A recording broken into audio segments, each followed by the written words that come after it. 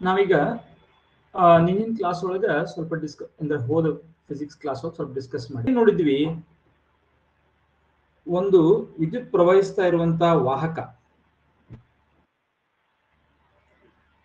Magnetic field ದಾಗಿತ್ತು, ಕಾಂತ ಕ್ಷೇತ್ರದೊಳಗಿತ್ತು. ಅಂದ್ರೆ ಏನು, ಕಾಂತಕ್ಕೆ ಯಾವುದೇ ಒಂದು ಮ್ಯಾಗ್ನೆಟಿಕ್ ಸಮೀಪದಲ್ಲಿ ಇತ್ತು ಅಂತಂದ್ರೆ ಅದ್ರ ಮೇಲೆ ಒಂದು ಬಲ ಪ್ರಯೋಗ ಆಗ್ತದೆ. ಯಾವುದೇ ಒಂದು ಮ್ಯಾಗ್ನೆಟ್ ಐತಿ, ಅದ್ರ ಮ್ಯಾಗ್ನೆಟ್ ಸುತ್ತಲೂ ಏನಿರ್ತೈತಿ, ಮ್ಯಾಗ್ನೆಟಿಕ್ ಫೀಲ್ಡ್ ಇರ್ತೈತಿ, ಕಾಂತ ಕ್ಷೇತ್ರ ಇರ್ತೈತಿ.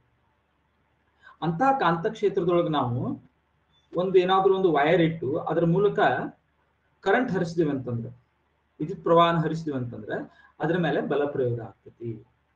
ಇದು ಯಾಕೆ ಹಿಂಗಾಗ್ತತಿ ಅನ್ನೋದನ್ನು ಸ್ವಲ್ಪ ನಾವು ನೋಡಿದ್ದೀವಿ. ಆಕ್ಚುಲಿ ಯಾಕೆ ಹಿಂಗಾಗ್ತತಿ, ಯಾರಾದ್ರೂ ಒಬ್ರು ಬ್ಯಾಚ್ 1 ಅವ್ರು ಯಾರಾದ್ರೂ ಅಥವಾ ಬ್ಯಾಚ್ 4, 6 ಅವ್ರ ಮೊದಲು ಕ್ಲಾಸ್ ಅಟೆಂಡ್ ಆದವ್ರು ಯಾರಾದ್ರೂ ಒಬ್ರು ಹೇಳ್ತೀರಿ? ನಾನೇ ಹೆಸರು ತಗೋತೀನಿ, ಇಲ್ಲ ಗೊತ್ತಾಗ್ತೈತೆ ಬಹಳಷ್ಟು. ವರ್ಷ ಹೇಳಿ, ಯಾಕೆ ಹಂಗಾಗ್ತೈತಿ? ಸರಿ, ಕ್ವಶನ್ ಇನ್ನೊಮ್ಮೆ ಹೇಳಿ. ಮ್ಯಾಗ್ನೆಟ್ ಐತಿ, ಆ ಮ್ಯಾಗ್ನೆಟ್ ಸುತ್ತಲೂ ಏನೈತಿ, ಕಾಂತ ಕ್ಷೇತ್ರ ಐತಿ, ಮ್ಯಾಗ್ನೆಟಿಕ್ ಫೀಲ್ಡ್ ಐತಿ, ಹೌದಲ್ಲ? ಸೊ ಅಂತಹ ಮ್ಯಾಗ್ನೆಟಿಕ್ ಫೀಲ್ಡ್ ಒಳಗೆ, ಒಂದು ಕಾಂತ ಕ್ಷೇತ್ರದೊಳಗೆ ನಾನು ಒಂದು ವಾಹಕ ಇರಿಸ್ತೀನಿ. ಆ ವಾಹಕದ ಮೂಲಕ ಕರೆಂಟ್ ಹರಿಸ್ತೀನಿ, ಎಲೆಕ್ಟ್ರಿಕ್ ಕರೆಂಟ್ ಹರಿಸ್ತೀನಿ. ಆವಾಗ ಆ ವಾಹಕದ ಮೇಲೆ, ಆ ವೈರ್ ಇರ್ತೈತಲ್ಲ, ಆ ವೈರ್ ಮೇಲೆ ಬಲ ಪ್ರಯೋಗ ಆಗ್ತದೆ. ಆ ವೈರ್ ಏನಾದ್ರೂ ಫ್ರೀ ಇತ್ತಪ್ಪ ಚಲಿಸ್ಲಿಕ್ಕೆ ಅಂದ್ರೆ ಅದು ಚಲಿಸ್ಲಿಕ್ಕೆ ಚಾಲು ಆಗ್ತೈತಿ. ಯಾಕೆ ಹಿಂಗಾಗ್ತತಿ? ಯಾಕಂದ್ರ ರೀ ನಮ್ದ ವೈರ್ ಒಳಗ್ ನಾವ್ ಯಾವಾಗ ವಿದ್ಯುತ್ ಶಕ್ತಿ ಹರಿಸ್ತೇವಲ್ರಿ, ಅದ್ ಮ್ಯಾಗ್ನೆಟ್ ಟೈಪ್ ವರ್ತಿಸಾಕ ಸ್ಟಾರ್ಟ್ ಮಾಡ್ತೈತ್ರಿ. ಈಗ ಎರಡು ಮ್ಯಾಗ್ನೆಟ್ ಒಂದಕ್ಕೊಂದು ಆಕರ್ಷಿಸ್ರಿ ಅದ ವೈರ್ ರೀ ವಿಚಲಿಸಾಕ ಸ್ಟಾರ್ಟ್ ಮಾಡ್ತೈತಿ. ಸೊ ನಾವು ಮೊದ್ಲು ಏನ್ ನೋಡಿದ್ವಿ, ಯಾವುದೇ ಒಂದು ವಾಹಕದ ಮೂಲಕ ಕರೆಂಟ್ ಹರಿಯಾಕತ್ತಿತ್ತಂದ್ರ ಅದ್ರ ಸುತ್ತಲೂ ಏನಾಗಿರ್ತೈತಿ, ಒಂದು ಮ್ಯಾಗ್ನೆಟಿಕ್ ಫೀಲ್ಡ್ ಜನರೇಟ್ ಆಗಿರ್ತೈತಿ. ಒಂದು ವೈರ್ದ ಮೂಲಕ ಕರೆಂಟ್ ಹರಿತಪ್ಪ ಅಂದ್ರ ಅದ್ರ ಸುತ್ತಲೂ ಏನಾಗಿರ್ತೈತಿ, ಕಾಂತಕ್ಷೇತ್ರ ಉಂಟಾಗಿರ್ತೈತಿ. ಸೊ ಈಗ ಎರಡು ಕಾಂತಕ್ಷೇತ್ರಗಳಾಗ ನೋಡ್ರಿ. ಒಂದು ಅಲ್ಲಿ ಒಂದು ಮ್ಯಾಗ್ನೆಟ್ ಇತ್ತು, ಈಗಾಗಲೇ ನಾ ಹೇಳಿದ್ನಲ್ಲ, ಈಗಾಗಲೇ ಕಾಂತಕ್ಷೇತ್ರದೊಳಗ ಮ್ಯಾಗ್ನೆಟ್ ಸಮೀಪ ನಾನು ವೈರ್ ಓದ್ದೀನಿ, ಅದ್ರೊಳಗೆ ಕರೆಂಟ್ ಹರಿಯಾಕತ್ತೈತಿ. ಸೊ ಅದೇನ್ ಮ್ಯಾಗ್ನೆಟ್ ಇತ್ತಲ್ಲ ಅದರದೊಂದು ಕಾಂತಕ್ಷೇತ್ರ ಇತ್ತು. ಆಮೇಲೆ ಈ ಕರೆಂಟ್ ಹರಿಸಿದ ಕೂಡಲೇ ಈ ವೈರ್ದ ಸುತ್ತಲೂ ಏನಾಯ್ತು, ಒಂದು ಕಾಂತಕ್ಷೇತ್ರ ಜನರೇಟ್ ಆಯ್ತು. ಈಗ ಈ ಒಂದೊಂದು ಕಾಂತಕ್ಷೇತ್ರಗಳು ಪರಸ್ಪರ ಹೆಂಗ್ ವರ್ತಿಸ್ತಾವು ಅದ್ರ ಮೇಲೆ ಬಲ ಪ್ರಯೋಗ ಆಗ್ತದೆ. ಅದು ವಿಕರ್ಷಣೆ ಆಗಿರ್ಬೋದು, ಆಕರ್ಷಣೆ ಆಗಿರಬಹುದು, ಹೆಂಗೂ ಆಗಿರ್ಬೋದು. ಸೊ ಅದ್ರ ದಿಕ್ಕು, ಪರಿಮಾಣ ಅವನ್ನೆಲ್ಲ ಕಂಡುಹಿಡಿಯೋದು ಈಗ ಸದ್ಯ ನಿಮ್ಗ ಇಲ್ಲ. ದಿಕ್ಕಂದ್ರೆ ಹೆಂಗೈತಿ, ಒಂದ್ ಸ್ವಲ್ಪ ದಿಕ್ಕಿನ ಬಗ್ಗೆ ಮಾತ್ರ ಐತಿ, ಯಾವ ದಿಕ್ಕಿನೊಳಗ ಬಲ ಪ್ರಯೋಗ ಆಗ್ತೈತೆ ಅಂತ. ಅದು ಬರೀ ಕೇವಲ ಒಂದು ಪರ್ಟಿಕ್ಯುಲರ್ ಕೇಸ್ ಒಳಗಷ್ಟೇ ನಿಮ್ಗೈತಿ. 10th ಏನ್ ಕೇಸ್ ಐತದು, ಕಾಂತಕ್ಷೇತ್ರ ಮತ್ತು ವಿದ್ಯುತ್ ಹರಿತಾ ಇರುವಂತಹ ದಿಕ್ಕು ಇವು ಪರಸ್ಪರ ಲಂಬ ಆಗಿದ್ದಾಗ ಯಾವ ದಿಕ್ಕಿನೊಳಗೆ ಬಲ ಪ್ರಯೋಗ ಆಗ್ತೈತಿ ಅಂತ ಇತ್ತು. ಓಕೆ, ಸೊ ಇದನ್ನ ನಾನೀಗ ಒಂದು ಇನ್ನೊಮ್ಮೆ ಸ್ಕ್ರೀನ್ ಶೇರ್ ಮಾಡ್ತೀನಿ. ಓಕೆ, ಸೊ ನಿಮ್ಮ ಟೆಕ್ಸ್ಟ್ ಬುಕ್ ಒಳಗೆ ಒಳ್ಳೆ ಎಕ್ಸ್ಪೆರಿಮೆಂಟ್ ಐತಿ, ಸ್ಕ್ರೀನ್ ಕಾಣಕತ್ತಿರ್ಬೇಕು ಈಗ ಎಲ್ಲರಿಗೂ. ಏನೈತಿ ಇಲ್ಲಿ ಎಕ್ಸ್ಪೆರಿಮೆಂಟ್? ಇದು ನೋಡ್ರಿ, ಇಲ್ಲೊಂದು ಈ ತರದ್ದು ಹಾರ್ಸ್ ಶೂ ಮ್ಯಾಗ್ನೆಟ್ ಅಂತ ಕರಿತಾ ಇರ್ಬೇಕು. ಯು ಶೇಪ್ಡ್ ಮ್ಯಾಗ್ನೆಟ್ ಐತಿ, ಇಲ್ಲಿ ಯು ಶೇಪ್ಡ್ ಮ್ಯಾಗ್ನೆಟ್ ಐತಿ. ಇಲ್ಲಿ ಕಾಂತಕ್ಷೇತ್ರ ಹೆಂಗಿರ್ತೈತಿ, ಯಾವತ್ತು ನಾರ್ತ್ ದಿಂದ ಸೌತ್ ಪೋಲ್. ಇಲ್ಲಿ ನಾರ್ತ್ ಪೋಲ್ ಇಲ್ಲಿ ಕೆಳಗೆ, ಇಲ್ಲಿ ಸೌತ್ ಪೋಲ್ ಮೇಲೆ. ಸೊ ಇಲ್ಲಿ ಕೆಳಗಡೆಯಿಂದ ಮೇಲ್ಗಡೆವರೆಗೆ ಕಾಂತಕ್ಷೇತ್ರ ಐತಿ. ಈ ಕಾಂತಕ್ಷೇತ್ರವನ್ನು ನಾವು ಹೆಂಗ್ ಗುರುತಿಸಬಹುದು, ಗೆರೆಗಳಿಂದ ಬಲರೇಖೆಗಳಿಂದ ಗುರುತಿಸಬಹುದು. ಫೋರ್ಸ್ ಲೈನ್ಸ್ ಅಂತ ಕರಿತೇವೆ. ಫೋರ್ಸ್ ಲೈನ್ಸ್, ಬಲರೇಖೆಗಳು ನಾರ್ತ್ ದಿಂದ ಸೌತ್ ಹಿಂಗ್ ಹೊಂಟಿದಾವ. ಅಲ್ಲಿ ಏನ್ ಮಾಡಿದರು, ಒಂದು ಎ ಅನ್ನುವಂತಹ ಒಂದು ವಾಹಕವನ್ನ ಜ್ಯೋತಿ ಬಿಟ್ಟಿದ್ದಾರೆ ನೋಡ್ರಿ, ಮೇಲಿಂದ ಜ್ಯೋತಿ ಬಿಟ್ಟಿದ್ದಾರೆ. ಅದು ಫ್ರೀ ಐತಿ, ಅದು ಹೆಂಗೈತಿ, ಎ ಬಿ ಅನ್ನೋದು ಜ್ಯೋತಿ ಬಿಟ್ಟಿದ್ದಾರೆ. ಆಮೇಲೆ ಇದನ್ನ ಏನ್ ಮಾಡಿದರು, ಈ ವೈರ್ ಮುಖಾಂತರ ಅದಕ್ಕೆ ಬ್ಯಾಟ್ರಿಗೆ ಕನೆಕ್ಟ್ ಮಾಡಿದ್ದಾರೆ.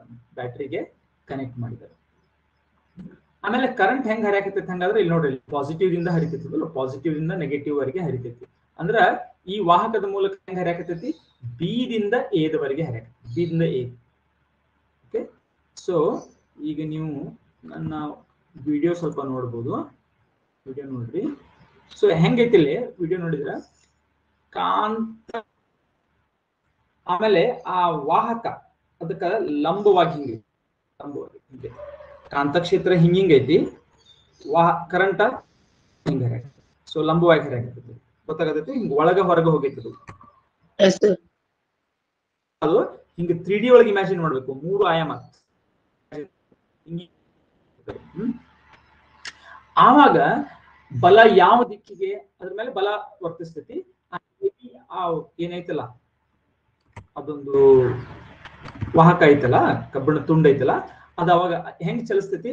ಹಿಂಗ ಕಾಂತದ ಒಳಗಡೆ ಚಲಿಸ್ತೈತಿ, ಜೋಕಾಲಿಗತೆ ಕಾಂತದ ಒಳಗಡೆ ಅಥವಾ ಹೊರಗಡೆ ಯಾವ್ದಾದ್ರು ಒಂದು ದಿಕ್ಕಿಗೆ ಅದು ವಿಚಲಿತಗೊಳ್ತೈತಿ. ಯಾವ ದಿಕ್ಕಿಗೆ ವಿಚಲಿತಗೊಳ್ತೈತಿ? ಇಲ್ಲಿವರೆಗೆ ತಿಳಿತಲ್ಲಾರ್ದು ಬಲ ಯಾಕೆ ಪ್ರಯೋಗ ಆಗ್ತೈತಿ ಅದ್ರ ಮೇಲೆ ಅಂತ ಹೇಳಿ. ಬಲ ಯಾಕೆ ಪ್ರಯೋಗ ಆಗ್ತೈತಿ? ಎ ಬಿ ವಾಹಕದ ಮೂಲಕ ಕರೆಂಟ್ ಹರಿಸಿದ ಕೂಡಲೇ ಅದ್ರ ಸುತ್ತಲ ಏನಾಯ್ತು? ಒಂದು ಕಾಂತಕ್ಷೇತ್ರ ಜನರೇಟ್ ಆಯ್ತು. ಆ ಕಾಂತಕ್ಷೇತ್ರ ಮತ್ತೆ ಈಗಾಗಲೇ ಇದ್ದಂತಹ ಕಾಂತಕ್ಷೇತ್ರ, ನಾರ್ತ್ ಸೌತ್ ನಡುಕಿರುವಂತಹ ಕಾಂತಕ್ಷೇತ್ರ ಪರಸ್ಪರ ಏನಾದ್ರು ಇಂಟರ್ಫಿಯರ್ ಅದು, ಪರಸ್ಪರ ಏನಾದ್ರು ವರ್ತಿಸಿ ಅವಾಗ ಒಂದು ಕಾಂತ ಇದ್ದು ಇನ್ನೊಂದು ಕಾಂತವನ್ನು ಹೆಂಗ್ ವಿಕರ್ಷಿಸ್ತೈತಿ ಅಥವಾ ಆಕರ್ಷಿಸ್ತೈತಿ, ಅದೇ ರೀತಿ ಈ ಮೆಟಲ್ನ ತುಂಡು ಸಹಿತ ಏನಾಯ್ತು ವಿಕರ್ಷಣೆ ಅಥವಾ ಆಕರ್ಷಣೆಯ ಬಲಕ್ಕೆ ಒಳಗಾಗಿ ಅದು ಚಲನೆಗೊಳ್ತೈತಿ. ಫ್ರೀ ಐತಿ ಇಲ್ಲಿ ಚಲಿಸಲಿಕ್ಕೆ, ಅಥವಾ ಚಲನೆಗೊಳ್ತೈತಿ ಅಷ್ಟೇ. ಈಗ ಯಾವ ದಿಕ್ಕಿನಲ್ಲಿ ಚಲನೆ ಉಂಟಾಗ್ತೈತಿ, ಇದು ಬಹಳ ಇಂಪಾರ್ಟೆಂಟ್. ಇದ್ರ ಮೇಲೆ ನಾವು ಇವತ್ತಿನ ದಿವಸ ಏನ್ ನೋಡೋಣ, ಮೋಟರ್ ಹೆಂಗ್ ಡಿಸೈನ್ ಮಾಡಿರ್ತಾರ. ಮೋಟರ್ ಅನ್ನೋದು ಎಲ್ಲಾ ಕಡೆಗೆ ಯೂಸ್ ಆಗುವಂತದ್ದು. ಅದು ಬಹಳ ಒಂದು ಫಂಡಮೆಂಟಲ್ ಉಪಕರಣ, ಅದು ಬಹಳ ಮೂಲವಾದ ಉಪಕರಣ, ಅದು ದೊಡ್ಡ ಆವಿಷ್ಕಾರ. ಅದ್ ಹೆಂಗ್ ಎಕ್ಸಾಕ್ಟ್ ಆಗಿ ಕೆಲಸ ಮಾಡ್ತೈತಿ ಅನ್ನೋದನ್ನ ತಿಳ್ಕೊಬೇಕಂದ್ರೆ ಇದು ಇಂಪಾರ್ಟೆಂಟ್. ಇದು ಯಾವ ದಿಕ್ಕಿನೊಳಗೆ ಚಲಿಸ್ತೈತಿ ಅಂತ ಹೆಂಗ. ಇದಕ್ಕೆ ನಾ ಏನ್ ಮಾಡಿದ್ನಿ, ನಿಮ್ಗೆ ಲಾಸ್ಟ್ ಟೈಮ್ ಒಂದು ಸಿಸ್ಟಮ್ ಇಂಟ್ರೊಡ್ಯೂಸ್ ಮಾಡಿದ್ನಿ. ಏನಂತ? 3 ಡೈಮೆನ್ಷನಲ್ ಕೋಆರ್ಡಿನೇಟ್ ಸಿಸ್ಟಮ್, 3 ಆಯಾಮಗಳ ನಿರ್ದೇಶಾಂಕ ವ್ಯವಸ್ಥೆ. ನಿಮ್ಗೆ 2 ಆಯಾಮಗಳ ನಿರ್ದೇಶಾಂಕ ವ್ಯವಸ್ಥೆ ಗೊತ್ತೈತಿ, ಎಕ್ಸ್ ಮತ್ತು ವೈ ಅಕ್ಷಗಳು ಪರಸ್ಪರ ಲಂಬವಾಗಿರ್ತಾವ. 3 ಆಯಾಮಗಳ ನಿರ್ದೇಶಾಂಕ ವ್ಯವಸ್ಥೆ ಒಳಗೆ ಏನಿರ್ತಾವು? ಎಕ್ಸ್ ಅಕ್ಷ, ವೈ ಅಕ್ಷ ಲಂಬವಾಗಿರ್ತಾವ. ಅದ್ರ ಜೊತೆಗೆ ಇನ್ನೊಂದು ಅಕ್ಷ ಬರ್ತೈತಿ, ಝೆಡ್ ಅಕ್ಷ, ಅದು ಇವೆರಡಕ್ಕೂ ಲಂಬವಾಗಿರ್ತೈತಿ. ಇದ್ ಹೆಂಗ್ ಹೇಳಿದ್ರಿ? ಪೇಪರ್ ಮ್ಯಾಗ್ ನಿಮ್ಗೆ ಎಳ್ಯಾಕ್ ಬರ್ತೈತೆ ಅಂದ್ರೆ ಈಗಾಗಲೇ ಎಕ್ಸ್ ಅಕ್ಷ ವೈ ಅಕ್ಷ ಪರಸ್ಪರ ಲಂಬ ಅದಾವ. ಇನ್ನೊಂದು ಝೆಡ್ ತೆಗಿರಿ, ಅದು ಈ ವೈ ಅಕ್ಷಕ್ಕೂ 90 ಡಿಗ್ರಿ ಒಳಗಿರ್ಬೇಕು, ಎಕ್ಸ್ ಅಕ್ಷಕ್ಕೂ 90 ಡಿಗ್ರಿ ಒಳಗಿರ್ಬೇಕು. ಯಾಕೆ ಬರ್ತೈತಿ? ಬರುದಿಲ್ಲ. 3 ಆಯಾಮಗಳು ಬೇಕು, 3 ಆಯಾಮಗಳು ಬೇಕು. 3 ಆಯಾಮ ಅಂದ್ರೆ ಹೆಂಗ? ಈಗ ಹೆಂಗ್ ಮಾಡೋದು ಹಂಗಾರ? ನಾನು ವಿಡಿಯೋ ನೋಡ್ರಿ. ಈಗ ಈ ಬುಕ್ ನೋಡ್ರಿ, ಈ ಬುಕ್ಕಿನ ಅಂಚುಗಳು ನೋಡ್ರಿ. ಈಗ ಬುಕ್ಕಿನ ಅಂಚುಗಳು ಪರಸ್ಪರ ಈಗ ಲಂಬದ ಅಂತ ತಿಳ್ಕೊಳ್ಳಿ. ಎಷ್ಟೊಂದು ಲಂಬವಾಗಿ ಇದೆ ಕಾಣಿಸಾಕ್ತೈತಿ ನಿಮ್ಗೆ. ಸೊ ಈಗ ಇದು ವೈ ಅಕ್ಷ ಅಂತ ತಿಳ್ಕೊಳ್ಳಿ. ಇದು ಪಾಸಿಟಿವ್ ವೈ ಅಕ್ಷ. ಅಫ್ಕೋರ್ಸ್ ನೆಗೆಟಿವ್ ವೈ ಅಕ್ಷ ಕೆಳಗೆ ಹೋಗಿರ್ತೈತಿ, ಅದನ್ನ ಬಿಟ್ರಿ, ನೆಗೆಟಿವ್ ಬಿಟ್ಬಿಡೋಣ. ಈಗ ಪಾಸಿಟಿವ್ ವೈ ಅಕ್ಷ ಹಿಂಗೆ. ಎಕ್ಸ್ ಅಕ್ಷ ಯಾವ್ದೈತಿ? ಇದು ಕಾಣಿಸಾಕ್ತೈತಿ. ಈಗ ನೋಡ್ರಿ, ಯಾವ್ದೈತಿ ಗೊತ್ತೈತಿ? ಯಾರಾದ್ರೂ ಹೇಳ್ತೀರಿ ಝೆಡ್ ಅಕ್ಷ ಯಾವ್ದೀಗ ಹಂಗಾದ್ರೆ? ಲಂಬವಾಗಿರ್ಬೇಕ್ರಿ. Very good. ಅಂದ್ರೆ ಯಾವ್ದು? ಇವ್ ಎರಡು ತುರ್ದು ನಡಕಿಂದ ಇಲ್ಲಿ ಸಂಧಿಸಿದೈತ್ಲ, ಇದು ಎರಡು ಪೇಜ್ ಬಂದಿತ್ತು. ಇದು ಝೆಡ್ ಅಕ್ಷ. ಇದು ಹಿಂಗ ಹೊರಗೂ ಬರ್ಬೋದಾಗಿತ್ತು. ನಾವ್ ಯಾವ್ದಾದ್ರು ಹೊರಗೆ ಬರೋದನ್ನ ತಗೋಬಹುದು, ಒಳಗ್ ಬರೋದನ್ನ ನೆಗೆಟಿವ್ ತಗೋಬಹುದು, ಅಥವಾ ಈಗ ಒಳಗಿಂದ ಪಾಸಿಟಿವ್ ತಗೊಂಡ್ರೆ ಹೊರಗಿಂದ ನೆಗೆಟಿವ್ ತಗೋಬಹುದು. ಪಾಸಿಟಿವ್ ಇದು ಪ್ಲಸ್, ಈ ಕಡೆನು ಪ್ಲಸ್, ಈ ಕಡೆನು ಪ್ಲಸ್ ತಗೋಬಹುದು. ನೆಗೆಟಿವ್, ಎಕ್ಸ್ ಅಕ್ಷ ಈ ಕಡೆ ಹೋಯ್ತಂದ್ರೆ ಅದು ನೆಗೆಟಿವ್, ಝೆಡ್ ಅಕ್ಷ ನೆಗೆಟಿವ್ ಆಗ್ತೈತಿ. ಓಕೆ, ಈಗ ನಿಮಗಂತೂ ಕ್ಲಿಯರ್ ಆಗಿ ಗೊತ್ತಾಯ್ತು 3 ಆಯಾಮಗಳದ್ದು ಇದಂತೆ. ಈಗ ಇಷ್ಟು ಗೊತ್ತಾದ್ಮೇಲೆ ನಾವೇನ್ ಮಾಡ್ಬೋದು? ಮೊದಲು ಒಂದನ್ನ ಹೇಳ್ತೇನೆ, ಸ್ಕ್ರೀನ್ ನಿಮ್ಗೆ ಕಾಣಕತ್ತೈತಲ್ಲ. ಈಗ ಮೊದಲು ನಾವೇನ್ ಹೇಳ್ತೀವಿ ಅಂತಂದ್ರೆ, ಫಸ್ಟಿಗೆ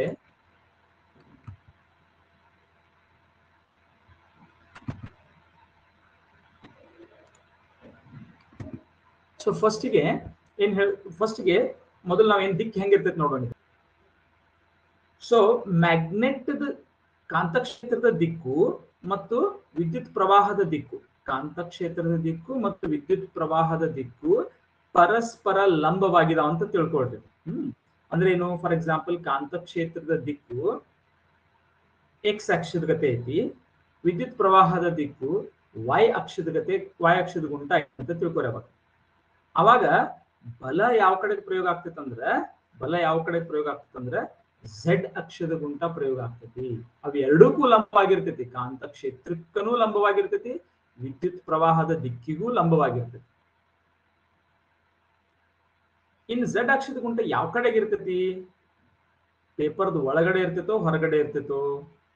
ಮೇಲ್ಮುಖವಾಗಿರ್ತಿತ್ತೋ ಕೆಳಮುಖವಾಗಿರ್ತಿತ್ತೋ ಅದನ್ನ ತಿಳಿಸ್ಲಿಕ್ಕೆ ಒಂದು ಫ್ಲೆಮಿಂಗ್ನ ಲೆಫ್ಟ್ ಹ್ಯಾಂಡ್ ರೂಲ್ ಅಂತ ನಾವು ಬಳಸ್ಬೋದು.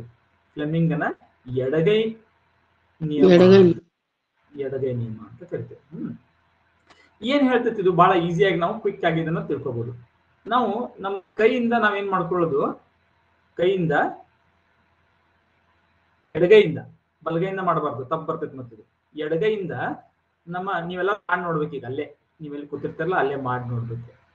ಎಡಗೈಯಿಂದ ಏನ್ ಮಾಡ್ಬೇಕು, ನಿಮ್ಮ ತೋರ್ ಬೆರಳು, ಮಧ್ಯದ ಬೆರಳು ಮತ್ತ ಹೆಬ್ಬೆರಳು ಇವನ್ನ ಪರಸ್ಪರ ಲಂಬವಾಗಿರುವಂತೆ ಮಾಡ್ಕೋಬಹುದು ನೋಡ್ರಿ. ಎಕ್ಸ್ ಅಕ್ಷ, ವೈ ಅಕ್ಷ, ಝೆಡ್ ಅಕ್ಷ ಜೊತೆ ಮಾಡ್ಕೋಬಹುದು ನೋಡ್ರಿ. ಮಾಡ್ಕೊಳಕ್ ಬರ್ತೈತೆ ನೋಡ್ರಿ ನಿಮ್ಗೆ. ವಿಡಿಯೋ ಆನ್ ಮಾಡಿದ್ದೀನಿ, ಸ್ವಲ್ಪ ವಿಡಿಯೋ ಆನ್ ಮಾಡಿದ್ದೀನಿ. ಈಗ ನೋಡ್ರಿ, ಎಡಗೈಯಿಂದ ಮಾಡ್ಬೇಕು ಇದನ್ನ. ಓಕೆ, ಈ ತರ. ಓಕೆ, ಸೊ ಎಡಗೈಯಿಂದ ಇವು ಪರಸ್ಪರ ಲಂಬ ಅದ ನೋಡ್ರಿ. ಈಗ ಇದನ್ನ ಹಿಂಗೆ ಇಟ್ಕೊಂಡು ನಾವೇನ್ ಮಾಡ್ಬೇಕಪ್ಪ ಅಂತಂದ್ರ, ಕಾಂತಕ್ಷೇತ್ರ ಯಾವ ದಿಕ್ಕಿಗೆ ಐತಲ್ಲ, ಕಾಂತಕ್ಷೇತ್ರ ಯಾವತ್ತು ಹೆಂಗಿರ್ತೈತಿ, ನಾರ್ತ್ ಪೋಲ್ ನಿಂದ ಸೌತ್ ಪೋಲ್ ಕಡೆಗೆ ಇರ್ತೈತಿ, ಹೌದಲ್ಲ? ಆ ಕಾಂತಕ್ಷೇತ್ರದ ದಿಕ್ಕನ್ನ ನಿಮ್ಮ ತೋರ ಬೆರಳು ಸೂಚಿಸಬೇಕು. ಹಂಗ ಇಟ್ಕೋಬೇಕು ಅದನ್ನ. ಕಾಂತಕ್ಷೇತ್ರದ ದಿಕ್ಕಿನ ಕಡೆ ಯಾವ್ದನ್ನ ಇಡ್ಬೇಕು ನೀವು? ತೋರ ಬೆರಳು. ಆಮೇಲೆ ವಿದ್ಯುತ್ ಪ್ರವಾಹದ ದಿಕ್ಕಿನ ಕಡೆಗೆ ಯಾವ್ದು ಬರ್ಬೇಕು? ನಡುವಿನ ಬೆರಳು ಬರ್ಬೇಕು, ಮಧ್ಯದ ಬೆರಳು ಬರುವಂಗ ಇಟ್ಕೋಬೇಕು. ಓಕೆ, ಇದನ್ನ ಅಳಗ್ಯಾಡ ಮತ್ತೆ ನೀವು ಮೂರು ಪರಸ್ಪರ ಲಂಬ ಇರ್ಬೇಕು. ಇದು ಮೂರು ಪರಸ್ಪರ ಲಂಬ ಇರ್ಬೇಕು. ಅದನ್ನ ಹಂಗ ತಗೊಂಡು ಹೋಗ್ಬೇಕು. ಅದನ್ನ ಅವನ್ನೆಲ್ಲ ಮಡಸ್ಬೇಡ್ರಿ ಮತ್ತೆ ಬಟ್ಟುಗಳನ್ನೆಲ್ಲ. ಸೊ ಕಾಂತಕ್ಷೇತ್ರದ ದಿಕ್ಕನ್ನ ನಿಮ್ಮ ತೋರ್ ಬೆರಳು ಸೂಚಿಸಬೇಕು, ವಿದ್ಯುತ್ ಪ್ರವಾಹದ ದಿಕ್ಕನ್ನ ನಡುವಿನ ಬೆರಳು ಸೂಚಿಸಬೇಕು.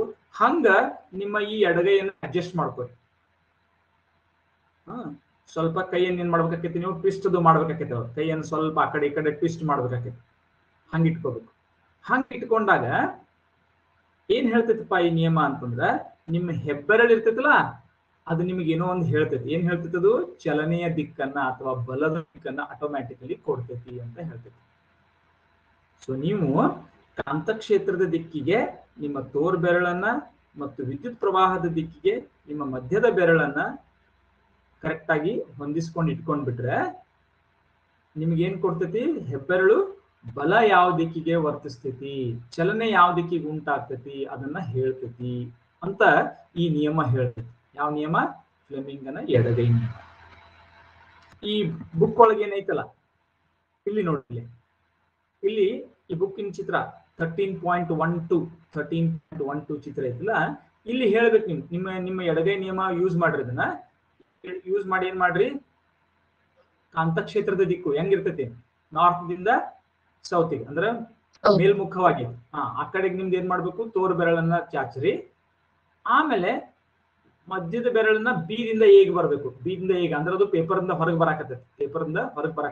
ಬೀದಿಂದ ಏಗ್ ಹಂಗ ಚಾಚ್ಕೋರಿ. ಅವಾಗ ಹೇಳ್ರಿ ನನಗೆ ಬಲ ಯಾವ ದಿಕ್ಕಿಗೆ ವರ್ತಿಸ್ತೈತಿ ನೋಡ್ರಿ. ಇವ್ದು ಒಳಗಡೆ ಹೋಗ್ತೈತೋ ಏನ್ ಇವ್ದು ಹೊರಗಡೆ ಬರ್ತೈತೋ ಬಲ? ಸರ್ ಹೊರಗಡೆ. ಒಳಗಡೆ ಸರ್.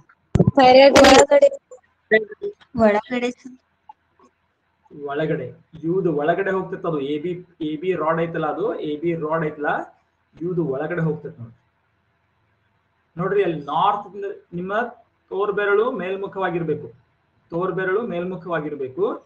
ಆಮೇಲೆ ನಡುವಿನ ಬೆರಳು ನಿಮ್ಮ ಕಡೆಗೆ ಪಾಯಿಂಟ್ ಆಗ್ತಿರ್ಬೇಕು, ನಿಮ್ಮ ಕಡೆಗೆ ನೋಡ್ರಿ. ಬೀದಿಂದ ಹೇಗೆ ಹರಿತೈತಿ ಕರೆಂಟ್.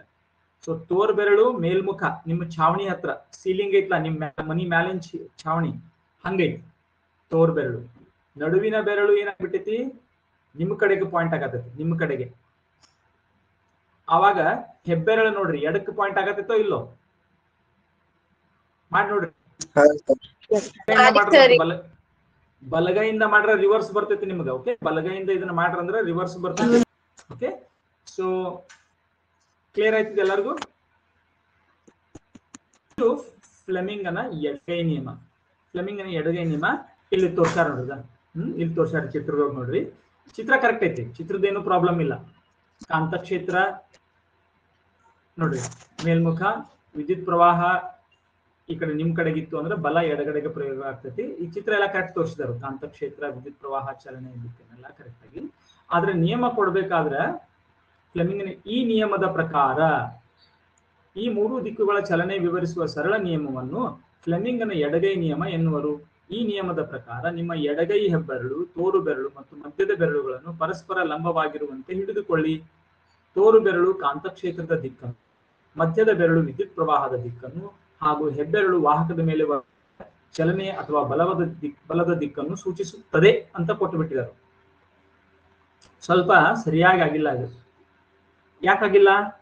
ನಾನು ಹೆಂಗ್ ಬೇಕಾದಂಗೆ ನಾನು ಎಡಗೈಯನ್ನು ಇಟ್ಕೊಂಡು ನಾನು ಪರಸ್ಪರ ಲಂಬವಾಗಿ ಇಟ್ಕೊಂಡು ಖರೆ ಎಡಗೈನ ನಾನು ಹೆಂಗ್ ಬೇಕಾದಂಗೆ ಇಟ್ಕೋಬಹುದು, ಕೆಳಗ ಮ್ಯಾಲ ಹೆಂಗ್ ಬೇಕಾದಂಗೆ ಇಟ್ಕೊಂಡಾಗ ಇವು ಮೂರನ್ನು ಸೂಚಿಸ್ತೈತೆ ಅನ್ನೋದು ಹಂಗಲ್ಲ. ಹೆಂಗ್ ಹೇಳ್ಬೇಕು ಅಂತಂದ್ರೆ, ತೋರು ಬೆರಳು ಕಾಂತಕ್ಷೇತ್ರದ ದಿಕ್ಕನ್ನು ಸೂಚಿಸುವಂತೆ, ಮಧ್ಯದ ಬೆರಳು ವಿದ್ಯುತ್ ಪ್ರವಾಹದ ದಿಕ್ಕನ್ನು ಸೂಚಿಸುವಂತೆ ನಾವು ನಮ್ಮ ಎಡಗೈಯನ್ನು ಇರಿಸಿಕೊಂಡರೆ ಆಗ ಹೆಬ್ಬೆರಳು ವಾಹಕದ ಮೇಲೆ ವರ್ತಿಸುತ್ತಿರುವ ಚಲನೆಯ ಅಥವಾ ಬಲದ ದಿಕ್ಕನ್ನು ಸೂಚಿಸುತ್ತದೆ.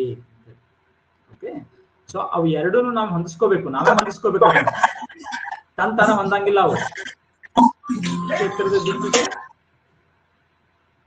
ಕಾಂತಕ್ಷೇತ್ರದ ದಿಕ್ಕಿಗೆ ತೋರು ಬೆರಳನ್ನು ಹೊಂದಿಸ್ಕೋಬೇಕು, ವಿದ್ಯುತ್ ಪ್ರವಾಹದ ದಿಕ್ಕಿಗೆ ಮಧ್ಯದ ಬೆರಳನ್ನು ಹೊಂದಿಸ್ಕೋಬೇಕು. ನಾವೇ ಹೊಂದಿಸ್ಕೋಬೇಕು. ನಾವು ಹೊಂದಿಸ್ಕೊಂಡು ಆದ್ಮೇಲೆ ಆವಾಗ ನಮಗೆ ಹೆಬ್ಬೆರಳು ಚಲನೆ ದಿಕ್ಕನ್ನ ಕೊಡ್ತೈತಿ.